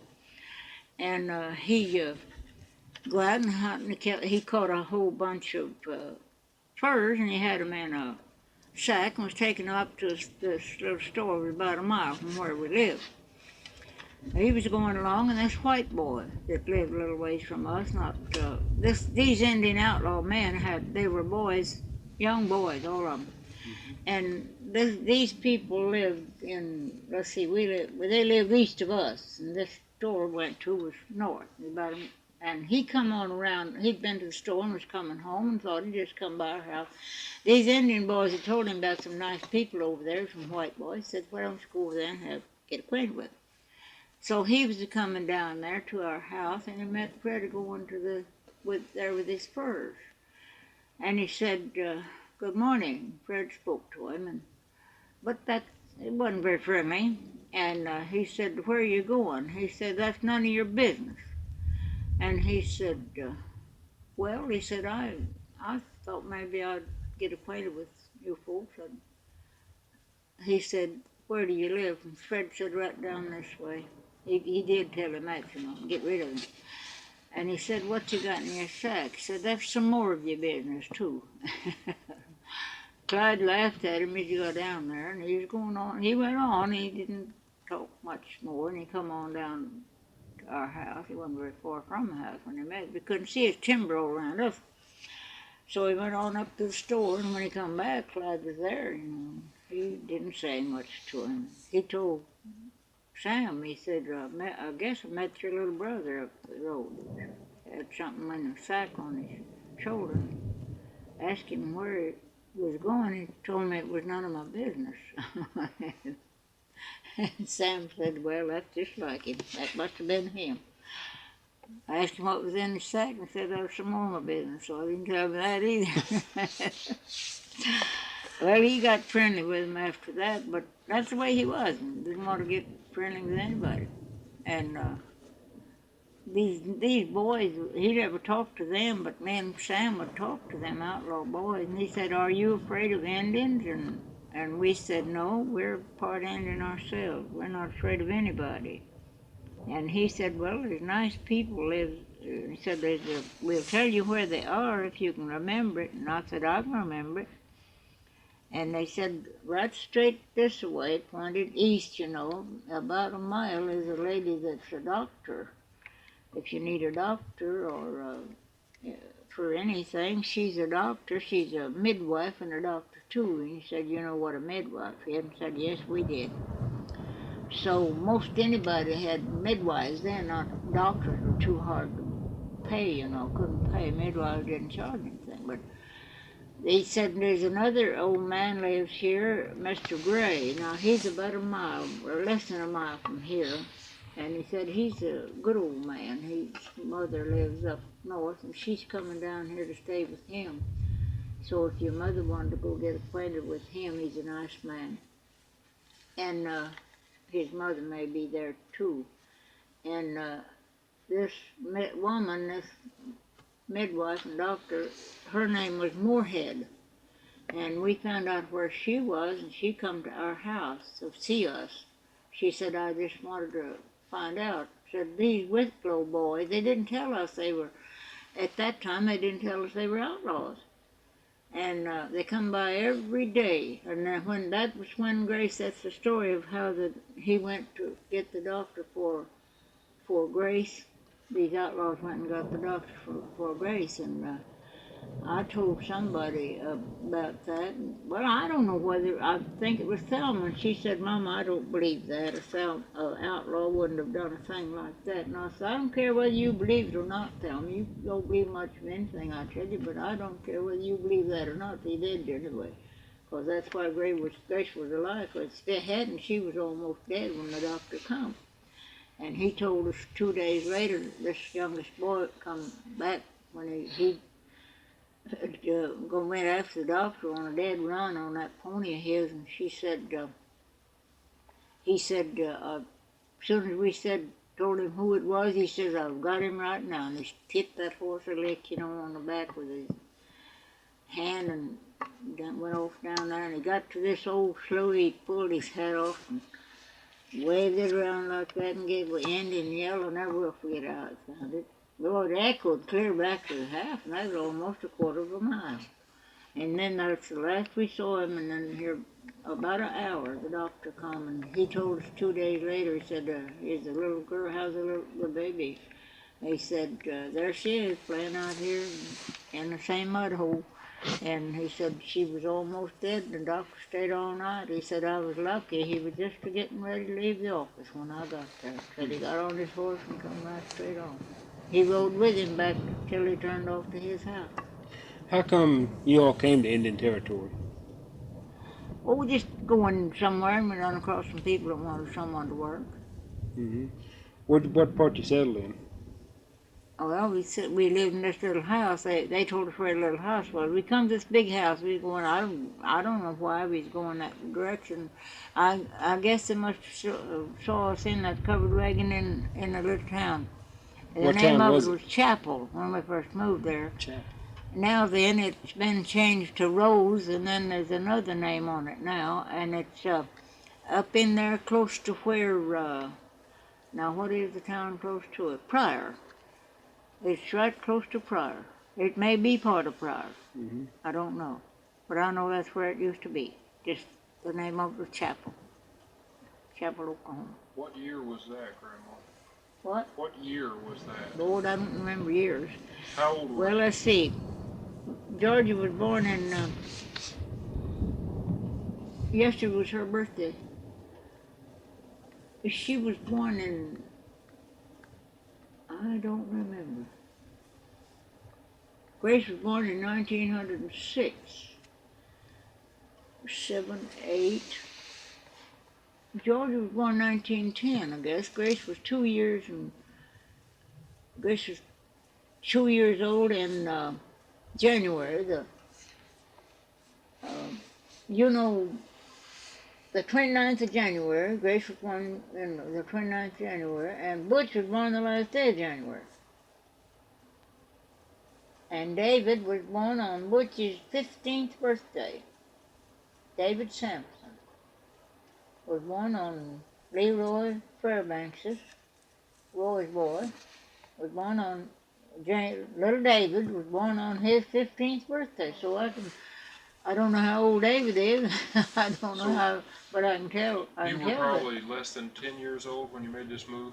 What? You were less than 10 years old probably when you moved to Rose?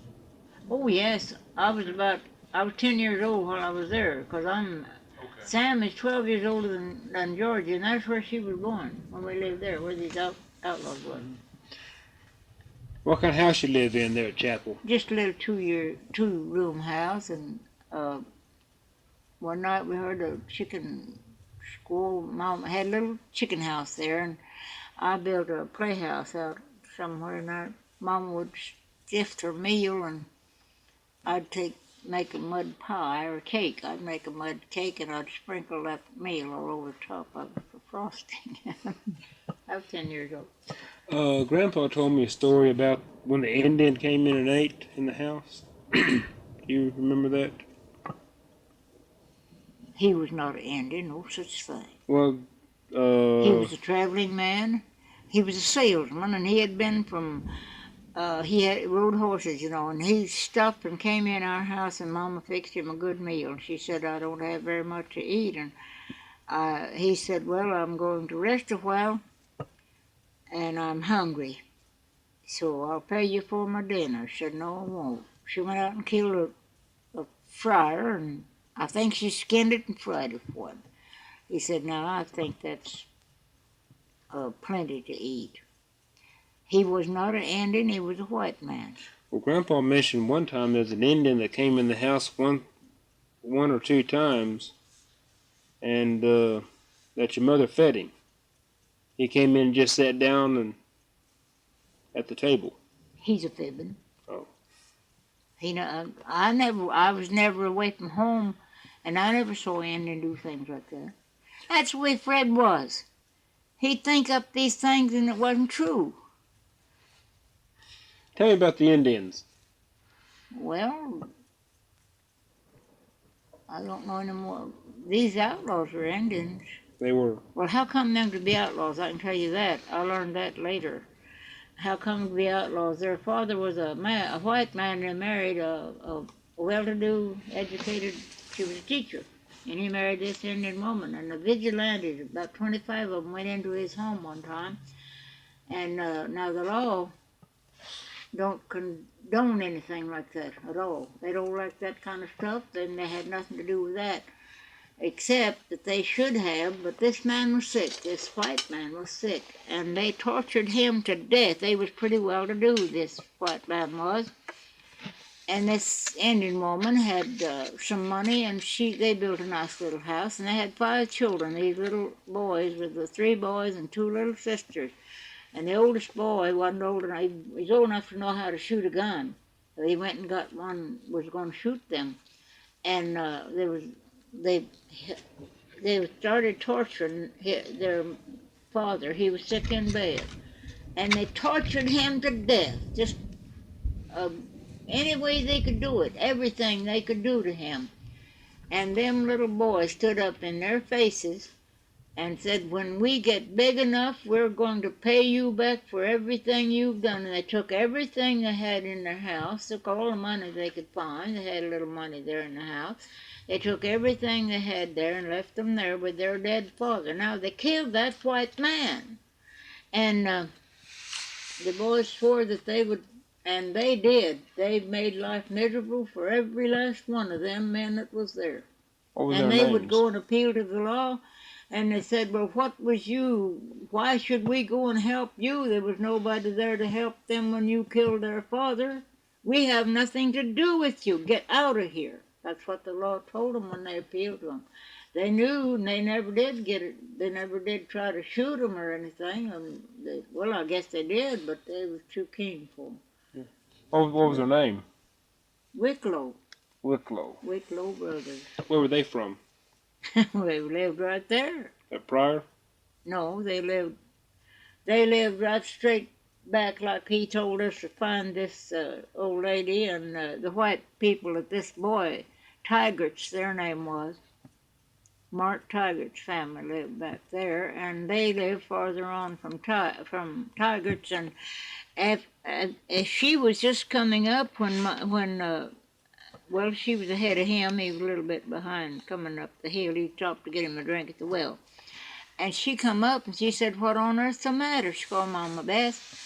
And she said, "My little girl is sick and I don't know what's wrong. She's got something, I think she swallowed." I thought she got a piece of an acorn in her mouth and it nearly choked her.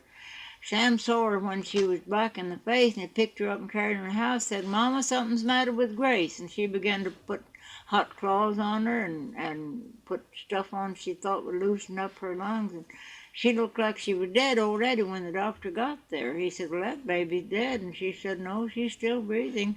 Her heart's still beating." And he took two little pale green tablets.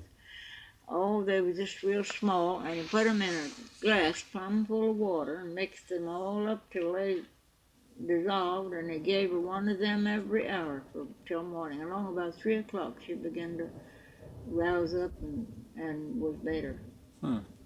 He stayed right there with her all night long.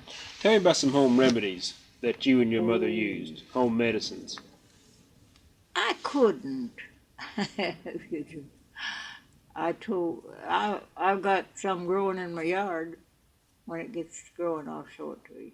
What's the name of it? I don't know. Well, Uncle Faith calls it fever weed, and some call it kidney weed. It's good for both. You take the whole thing. And I've got some mint. It's bergamot. My botanical name for it is bergamot. And it's good for kidney trouble or anything that ails you. It's good to drink if you like to drink tea. It's hot. Yeah. How long did you live in Indian Territory? Well, now, I don't know. We must live there about 2 years because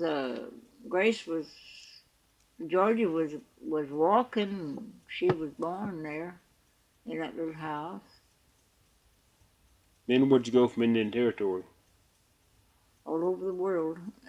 No, we went back to Oklahoma. We got on, fixed another wagon.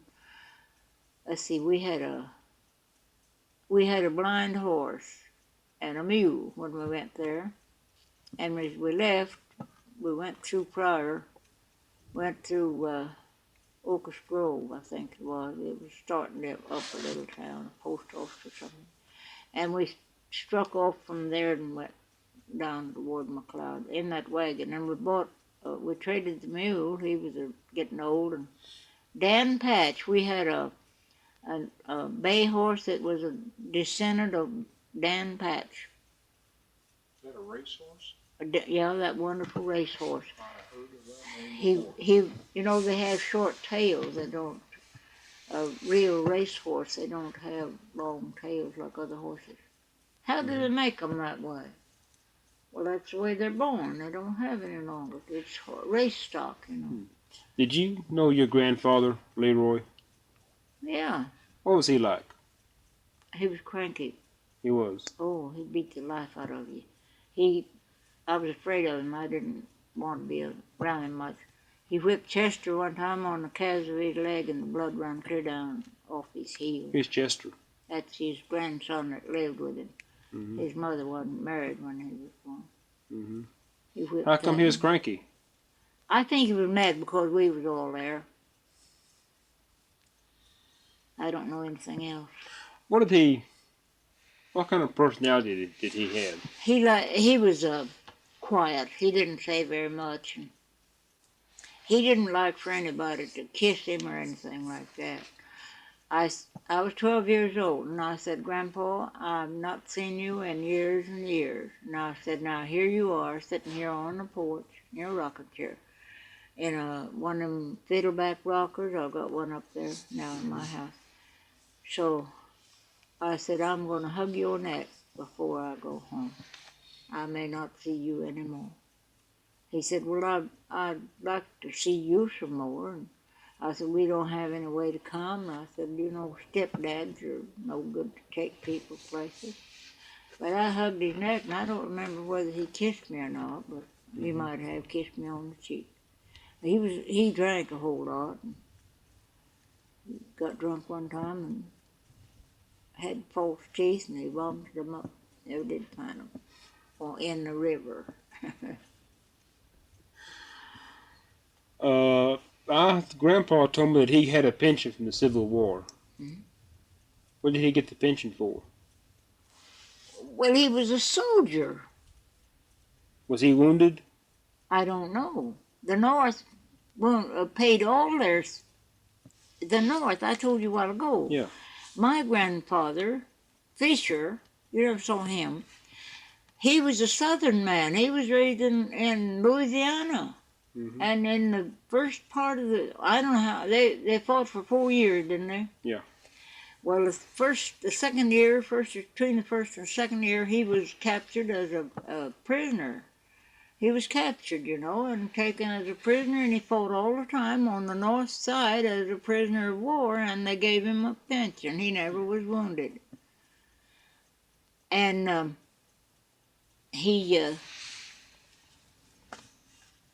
What about your grandmother Elizabeth Todd? What was she like? well, she was like you got that picture. She liked me. She called me Annie. She'd go down there, and she was like me. She had a good memory. And she knew that I liked huckleberry jam or jelly. And she went down in her cellar. I went with her. They lived in a little house, 2-story house, but it was 2 rooms downstairs and 1 upstairs. And she had a cellar that went into a cave back in there, and they had walled that cave up back in there and made a cellar. It was just cold as ice in there too, but she kept her milk at the spring, right in front of the house, off a little way down there. And she went in there, and I went with her and said, I know what Annie likes. She likes huckleberry jelly. So she brought up some jelly. That was the best time I ever had at their house. What was Last time I ever saw. What was her personality like? I don't know.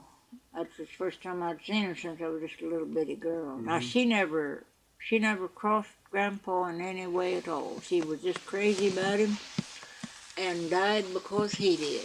Grieved herself to death for him. He died in 1912. She died in 19. They died in 1912. He died 3 weeks before she did. She wouldn't eat, and they made her eat. She wanted to. She didn't want to eat, and I said, if I'd have been here, I would have not let them fed her like that. I said, that Pally, you knew, it's not going to kill anybody like that. What killed her was that she had done without this food, and then later, when they finally persuaded her to eat something, she got so weak, and they had persuaded her to eat, so she did eat something and got sick. It upset her bowels, gave her a diarrhea, and they couldn't get it stopped and killed her. Now, that's exactly what done it. I said, if you folks had let her alone, she'd have been all right. Rich don't kill people. Did you know her parents, the Vaughns, Benjamin Vaughn? Oh, I knew all of her uncles. I had known them when I was a kid. And we'd go back to see them every once in a while, but Mama didn't like to go back very often. And how come her to have this picture taken? She had it, Grandma Fisher said, I want to have these children's pictures taken and send it to their Grandma Todd. And she wanted Mama to be in there with them. Mama wouldn't do it. She said, I'm not going to have my picture taken with her. She didn't like them. And so Grace, Grandma's youngest girl, was in there with us. Mm-hmm. They knew her. Grandma had lived down there. They had lived down there close to them. Grandma wrote and thanked her for it. I used to get letters from wagon. What's a friendship quilt?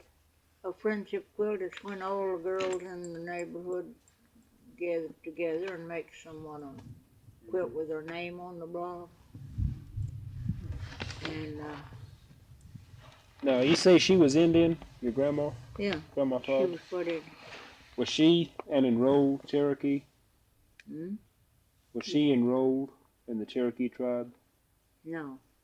No, she wasn't enough Indian blood about her, because this Indian woman, I don't know whether she was the one, a wife of the man that was born in England, but now he was born in Wales. A woman that lived here, she's a cousin of mine. The art center where we go to, her son was he was getting things about everybody too. And he found out that this man that come up and built the little town of Clifty was a part English. He came from Wales.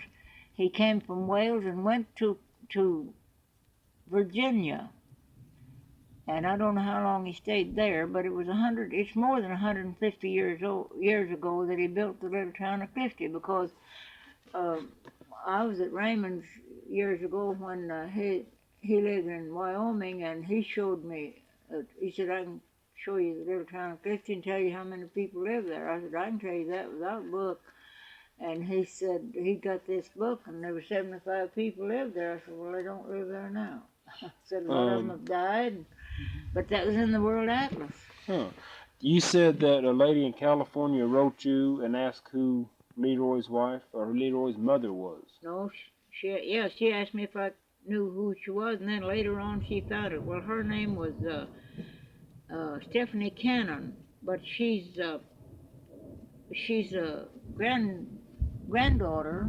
She said she's a granddaughter to Polly Goddard. Her name was Mary. And I said, yes. I sat down and wrote her a letter. And I said, where does she live? Somewhat, well, I don't know. Let's see. Some little town is a Indian name or something. In California? In California. I don't remember what. Do you have her address? Yeah, but I don't know where it is now. I'd like to write her a letter, see what she has on the family. Well, I couldn't find that for you. Maybe I don't have her address, but I had the things she wrote me on that. I think she lives close to Riverside, California, and I've got a grandson that lives out there. He lives at Riverside. Is that Donnie? What? Donnie? Yeah, it's Donnie. Ronnie. Oh, Ronnie. Yeah. I was thinking about Earl's boy. Well, you were talking about Donnie. Yeah, Donnie, right. Donna. Earl's got one. That's correct. And Ronnie, he's at Riverside? he lives in Riverside, I California. remember him. He's got 3 children. He named all of them with a name that's got an R in it. Because Raymond had an R in his, and Roy had an R in his name. All of them had an R, and they've got the one little girl's name is, the little boy's name is, they named him Keith after Brian Keith, but he didn't want him, he had to have a R in there, and he named him Ryan Keith. But his Keith part is for Brian Keith, you know, the actor. Oh, uh-huh. Now, Ronnie's 2 sisters, are they in Los Angeles or Long Beach? No, they live, Juanita lives, she lives there in, oh no, they don't even live Long Beach anymore, Earl don't. What did she said she wrote a letter to Earl for you. Who, Mother? Yeah? Yeah. That's another matter, but I didn't want to discuss that.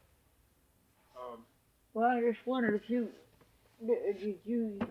didn't know his address or something? No, we're having some problems with them answering. We don't know if they're ill or sick. But I don't understand what you're saying. We don't know if they're ill or sick because we haven't heard from them in a long time. Oh! Have you heard from your... They don't write to people. Okay.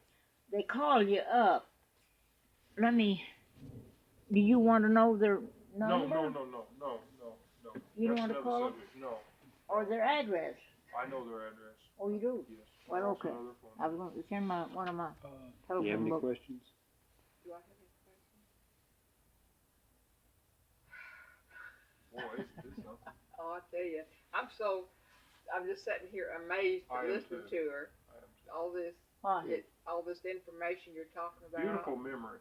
It's just Well, absolutely. are you recording it? Yes, ma'am. Yeah. It's almost 2 hours.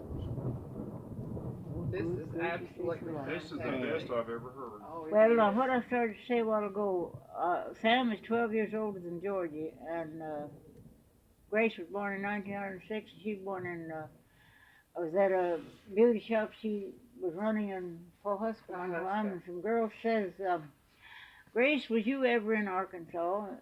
Someone asked me where I was born, and Grace told her that we were fixing to go to Arkansas. And she said, were you ever in Arkansas? And she said, I don't remember ever being there. I don't believe I've ever been in Arkansas. And she turned around and said, maybe your sister knows. And she said, Pearl, where was I born? I said, in Bentonville, Arkansas. They all laughed at her. I was in Arkansas. I said, you was born about a half a mile from Bentonville. You know, 1906. I was telling Joe when we were little, our greatest pleasure on weekends was to go to your house when you lived. Yeah. We're in Pawhuska out in the country. Yeah. And I said it was. And when Sam and Lola come, that was just a trouble for me. Clifton was the meanest kid in the country. That's what I know. How come you moved to Pawhuska? Moved to Pawhuska. Well, we didn't live at Pawhuska. Grace had I don't know, her and Ralph separated, and she moved down there and lived and got her a little beauty shop. Did you live there by Pawhuska? We lived out there for, I don't know how many years on that place. These Indians have different names. It was a Red Corn family. One of them, he took the name of Red Corn. Their parents were Red Corn. And this one, he was a brother to Raymond Red Corn, and his name was Wagon Iron. And he was Raymond Red Corn's brother, but his name was Wagon Iron. And John Pappan he was an Osage Indian, you know. These are Osage. And these Osage Indians, they have Indian people. They named their children. Then this Jim Squirrel, how he got the squirrel never told us. He had a little boy, and I don't know what he had him named. His wife was nice. They come to see us when we was there in the territory. Grace got so sick, you know, where the Outlaws was. And then some people named Young, they come down to see us. The girls came first. And then one day they brought the baby with them. Their mother was working somewhere, and they had a small baby. Said we can't stay very long. One of them's name was Lizzie, and the other's name, I forgot the little girl's name. I don't know. And we had some more white people that moved in there, and one of them was they come to stay for dinner. They didn't. Mama fixed us Thanksgiving dinner, and these people just come over there. They was going to eat dinner with us, but Mama never asked them to because we didn't have very much. And they come anyway, but one time she come up there, and she had a nursing baby, and I don't know what Mama went somewhere out of the room, and while she was gone out, this woman she picked up an onion and stuck it into her bosom. Steal an onion. Now, the Indians never picked up a thing, but she stuck that back in there. She was letting her baby nurse. I said, what if it fell out of there? I told Mom about her taking it. Mom said, well, if she'd asked me, I'd give her some. She had plenty. We'd raised them in the garden. Mm-hmm. I guess she hadn't. But the Indian, I thought it's funny. I said, Mama, I thought Indians steal things. That white woman took that onion. That's where you lived, where I was 10 years old. When you lived there in Pawhuska, which one of the boys bit the other boy's tongue? That was Roy. He bit Earl's tongue. Earl had a habit. They made him, we didn't have anything hanging under our stairway, you know, and it was cool in there in the summer, and put a quilt down on that, and Roy had been in there on that pallet, and so Raymond was sitting there on the bench right by the window. The window was open, you know, and wind coming through there. And Roy got out for some reason. He gave him a drink or something, and Earl got back on there, and he said, now you get out of there. I got there first. So Earl didn't want to get out, but he come on out, though, and Roy was standing there ready to go back on his pallet under the stairway, And Earl, he always had a habit of shutting his eyes and stick his tongue out like that, you know. Raymond's sitting over there, and I yelled at him too. I said, Earl! And Raymond said, Earl, open your eyes. But before he had his eyes open, Roy, he has teeth that comes out kind of protruding teeth in buck front. teeth, And he reached over like that and just clenched his teeth on his tongue. Earl says, Mama, did that tongue. I like to kill I him. never will He forget said, that. if you'd keep your eyes open, you wouldn't have been bit. Yeah, he had them buck teeth, I remember that. Oh, God.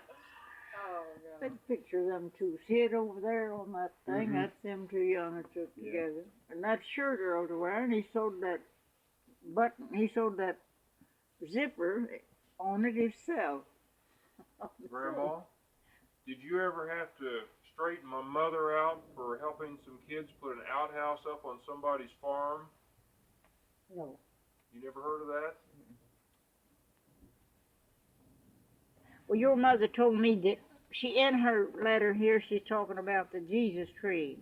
I don't know anything about that. Well, she was talking about they had this Jesus tree that they went and got into. Now, I'll tell you what it was. We had one great big tree. It would have took a 20 foot, 12 or 14 foot least ladder to get to the top. And she said they would go into that. Now, she's got that after she had that mental breakdown. Now, she That tells really things didn't happen. like that. Yeah, It that happened. really And that's not anything that foretells you. She just got that mixed up with the Yeah. thinking of this little girl, you know, the way that. And that's the way that little girl in that story did. She got that mixed up. Yeah, She you're told- right. I've noticed that. She gets Oh, mixed I up know. on things. Yeah, I knew that. She said, you remember that, don't you, Mama? How you got after me about eating the crowd out from around and left the plate on top of it and it all spoiled and you had to take it out? And I said, no, I don't remember that. Well, I told Mrs. Phillips later, I said, that's from a story she read. And I told her about her having this breakdown, and I said, she gets things mixed up like that. And she would read a story like that. Well, she was younger, though, then, but she didn't, Grandma, I hate to interrupt, but if I need to pick you up by airplane, do you think I could fly you back to Tulsa to see your daughter, if necessary? Mm-mm. You don't think so? I don't know. I couldn't go because I've got to stay here. I'm trying to buy me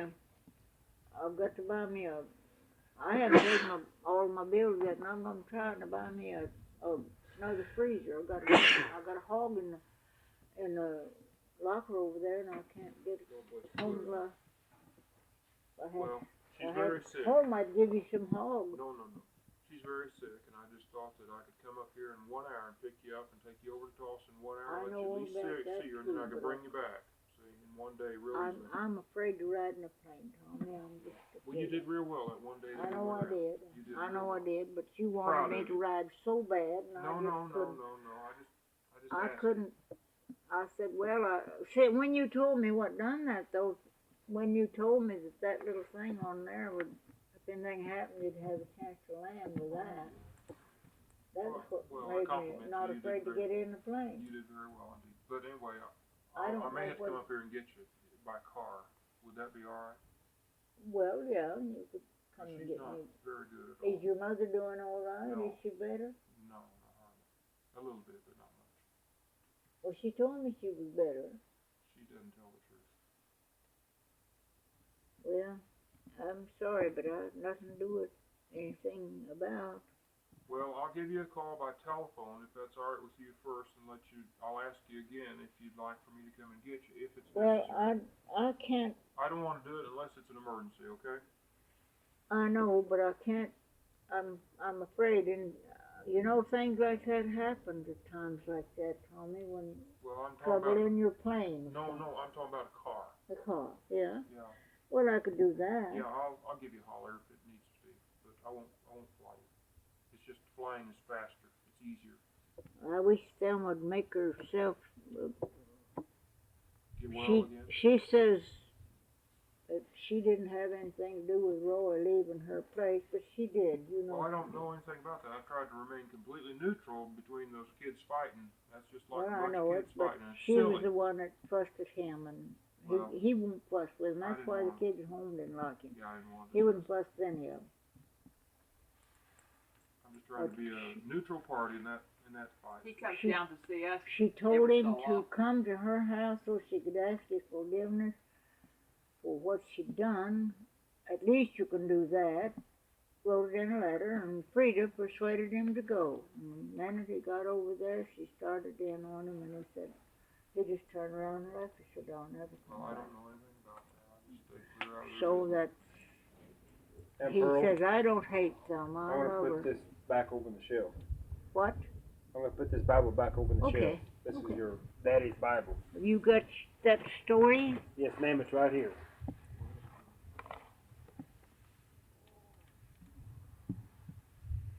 I'm trying to get these things out of here. That's dishes. Aunt Pearl, what are you going to do with that Bible? I'm going to keep it. Then what are you going to do with it I don't know. when you're through with it? Well, I don't know. My kids don't like things like that much. I don't know what it is. Is there anything in particular that you want No. done with it? I haven't thought about it. I've got Papa's Bible.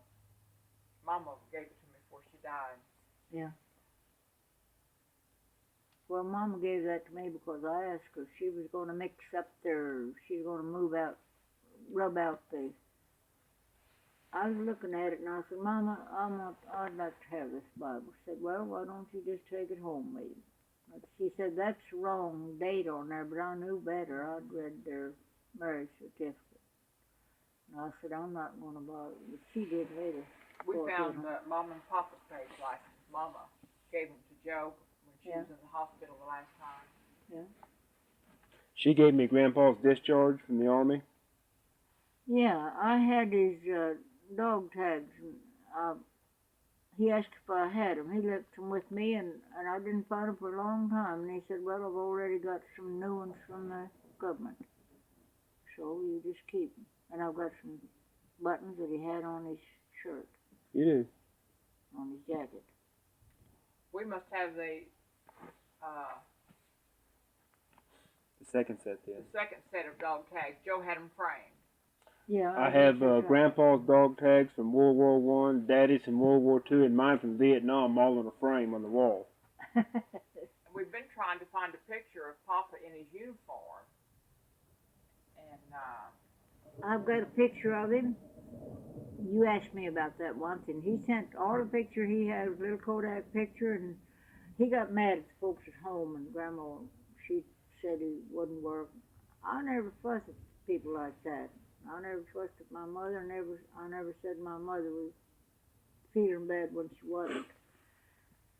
Lola used to, she'd say, well, and Thelma said one time to me, old Lady Gandy feeling sorry for herself. I went up there one time, she said that to me, and I said, no, I'm not. And I went home without seeing the doctor, but that's neither here nor there, but I never said things about it. But they called her old Lady Gandy. They'd say she's feeling sorry for herself. I said, Thelma, I said, you shouldn't say things like that. I said, you never hear me say things about Mama. I said, I know Mama. But when she had her operation, you know about that. For kidney trouble.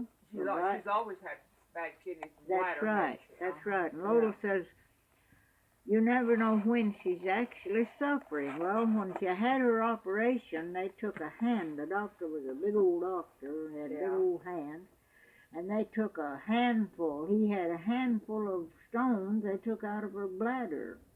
Now I said, I want you people to see this because you wouldn't believe me if I told you. And they still didn't have one of them in there. Been laying over on the table.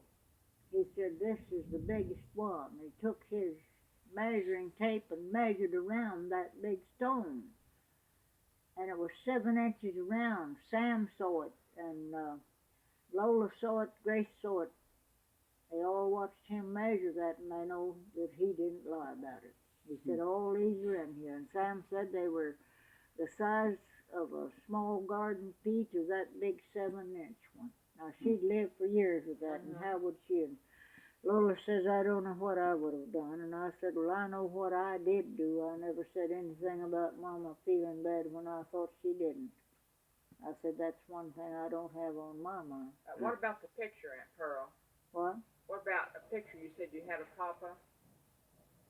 Well, he had took a pin and stuck in his eyes and his nose and across his mouth. I've still got it. He's got his uniform on. Has he really? We don't have one of him in his uniform. Can we copy that one too? That's just a little bitty picture. It's just about that high. Well, it's a Just picture part though. of it. Yeah. Well, let me tell you something. I've seen one. Now, let me tell you what it is. Or I think I can tell you what it is. I believe that it was in them pictures that Grace brought down to Thelma's, and she never gave them to me. Now, I think she's got one like it. Well, Grace told me, she said, I went through all my albums. Well, she took them to Thelma, and Thelma said she gave these to me, and I said they were pictures that I was supposed to have of my mother, and she finally sent all of them down there too. Well, Hey, she stopped not at all of Thelma's them. She didn't first. send that one. I saw Yeah. it at her house one time. Well, she stopped at Thelma's, and she said, I intended for Thelma to take only pictures of her family. That's right. But she took all of Papa's and everything. And I said, now, Aunt Grace, you shouldn't have let her keep them. Because they... Well, she wouldn't let me have them for a long Well, time. I didn't get them either. And I told her, I said, Mama gave me that picture before I left up there. Said, when I'm through with that, I want you to have it. So she sent it back to me, of us all on the porch out there together. And then she had pictures of, for Maxine. You know, Maxine Spencer. Mm-hmm. And so Maxine got those. Well, I think that But there Thelma's was none got, of Papa and none of Mama in this group that, and Grace said, well, Thelma kept them in her house. she's got them in her album. I saw them. She brought it down here for me to look at it, and she was showing me all them pictures. And there was But you Fred have a with little that uniform on, and then there was him and Mabel together. Then you have a little one of Papa. It's a little tiny one. Yeah. Just a little tiny one. You I don't say know you where have it the is. buttons off his jacket? Mhm. I have one. I don't know where they are now. I'll get it send it to you. Okay. Or you can come back and get it. Yeah. And these You don't know where the picture's at either? I've got a thing. I've got one of those things, and you could have that too. It's a thing that they use to a trench lighter. They called it. Oh. It's a tube about that long, and it's got a thing that goes up in there. Now it hangs way down here, and when you there's a little thing on the side of it that sets it on fire. You know that thing, and then when you put it out, it's got a little chain on the. This thing is in a little sort of a knitted thing or woven of some kind, and now the inside is cotton, yellow. The cotton is orange colored, and there's other thing. And the little tube it works in is this, goes up in here, you know, and this thing is right here, and you zip it like that, you know, and it lights it, and you light your cigarette, and then you pull this down, and there's a little knob on this, on a little chain about that long, and it pulls down over that and puts it out. Yeah. And I've got that somewhere. Want your picture? No, I was gonna take a picture of her. But you don't know where it's at. No, I don't know where it's at. I'll put them things away, and I'll come across them some of these days. Do you have any more questions? Me? No. Talk to Tommy. Do you have any questions? Do I have any questions? Yeah. No? Tell me some more about yourself. Myself? Yeah, as a little girl. She was a beautiful bride. Yeah, that's what she Yes. said. Beautiful bride. Yes, Where'd you meet your husband? I never saw that. I'd never Well, I seen didn't that. hardly meet him. I just married him the next day. You married him the next day. No, I met him at church. We went to church together all the time, and one time we went to church and we come home, and he said, well, there's nobody home, we just want to take a little ride. And we went down the road, and when we come back, the folks were all on the porch on a pallet, and they had a blanket over the whole bunch of them like that. It just looked like the floor of the porch. So we went off down the road, turned around, we had not go too far. I said, let me get home pretty soon, and got back, and he said, well, I said, oh, well, I know the way in. And anyhow, and he went on. He never did kiss me the night before we was married. And I went to sleep then. I was asleep then, and he kissed me on the cheek. People didn't fool around like that when they was going. He was too bashful, I guess. Mm-hmm. I went with him about 3 months, then I married him. Went together every night, went to church. Revival going on. He gave me a bracelet, and he gave me his ring after he was married, but I didn't want it. It had his initials in, didn't have mine, but he had loaned it to another girl, and she was wearing it. He had to write her, let her. Why would she be wearing his wedding ring? He never fixed it for me, and some girl, I gave it to Thelma, and some girl stole it from her. And I Pearl? said, Oh. she thinks Ann got that. She wore it one night to a party and lost it. What? Do you have anything that belonged to Grandpa Leroy? No, not that I know of. I had a little satchel that belonged to my daddy, little perfume thing, you know, he used to put stuff in and put it in your trunk. He was a, do you want to lock up everything that you got? Don't want to lock up everything. Do you always, when you get anything, you want to lock it up so nobody can get into it? Yeah. Well, that's just like my dad. And everything he had a box. When he died, they had all his clothes in that, Grandma Fisher. And he'd made this. It was about this long, and about that high, and it was all boxed in all over, except the two. He had about 6-inch boards on there, 5 inches, 6 inch, and he had a log chain. It was a trace chain fastened in the back with big staples. He had one length of that over there around the back of that, and he had that staple in there, and why you couldn't have plied it with a wedge, and then it come across this way, and it had a padlock over here, and he locked that thing in front with that padlock. That was always that way too. You still have that little satchel? I don't know. I may have it somewhere, but I think it got burned or something. I don't know. The kids comes down and picks up things and burns them up. Roy, he'll go through things. And he said Kathy must have. I had lost the thermostat to my electric blanket. I've got a box there that Papa made. That's the way they used to lock them things. I don't know whether it was these two would go over this Yeah. way if you unlock it, you know, but when you pull that, you can't get that open. It was for Mama to put baby clothes in before Tommy was born. Yeah. And I asked my oldest boy if he would like to have it. Yeah. And he said he would. And inside of it is some tools that Papa used to butcher with. Yeah. And I've got his butchering tools, his knives and everything, and I gave those to Joe. Because I want the boys to have that stuff now. Are they still in that box? Well, what is that?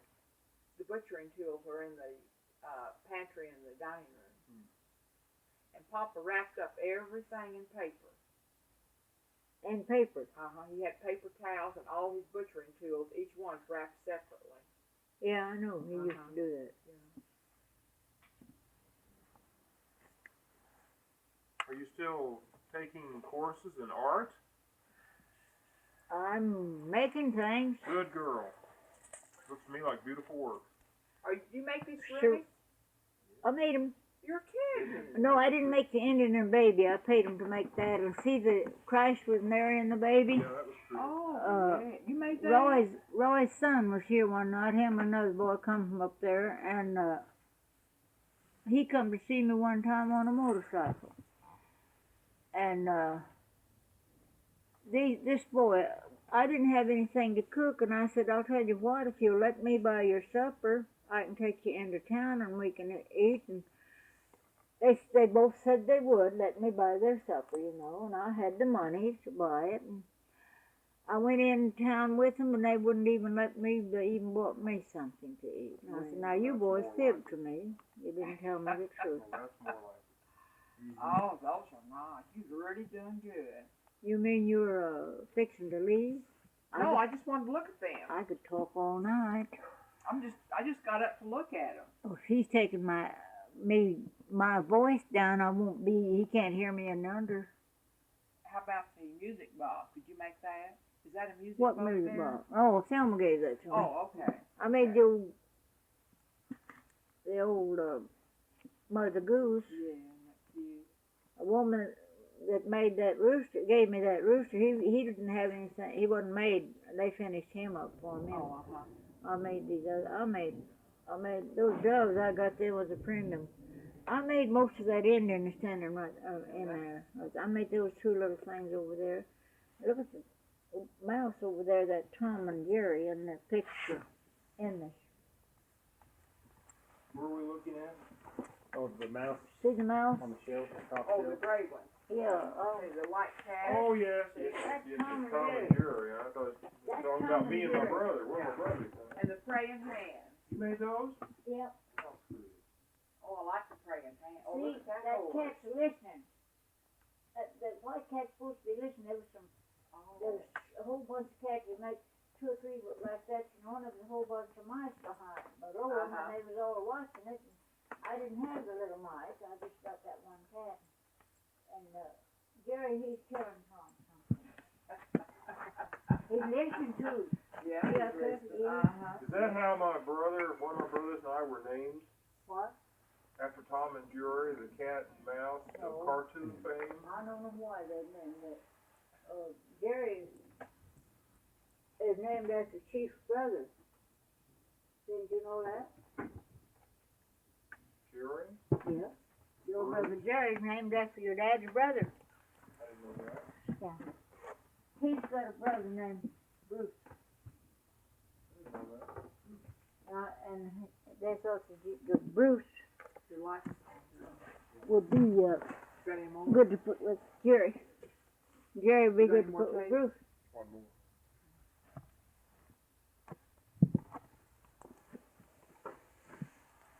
You sure are pretty, Aunt Pearl. What? You sure are pretty.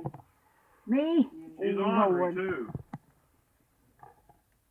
I've got my new glasses, but I'm going to get some more because I can't read with them.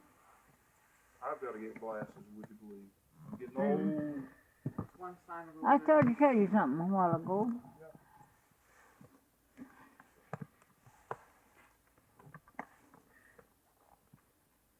I got the scissors. My daddy never wanted my hair cut, and I got the scissors one time and cut my hair a little bit right up here, and it was old fashioned back here. And my grandma thanked me for that. And one time she was taking some oxen pills, those little pills that look just like these little bitty navy bean soup pills.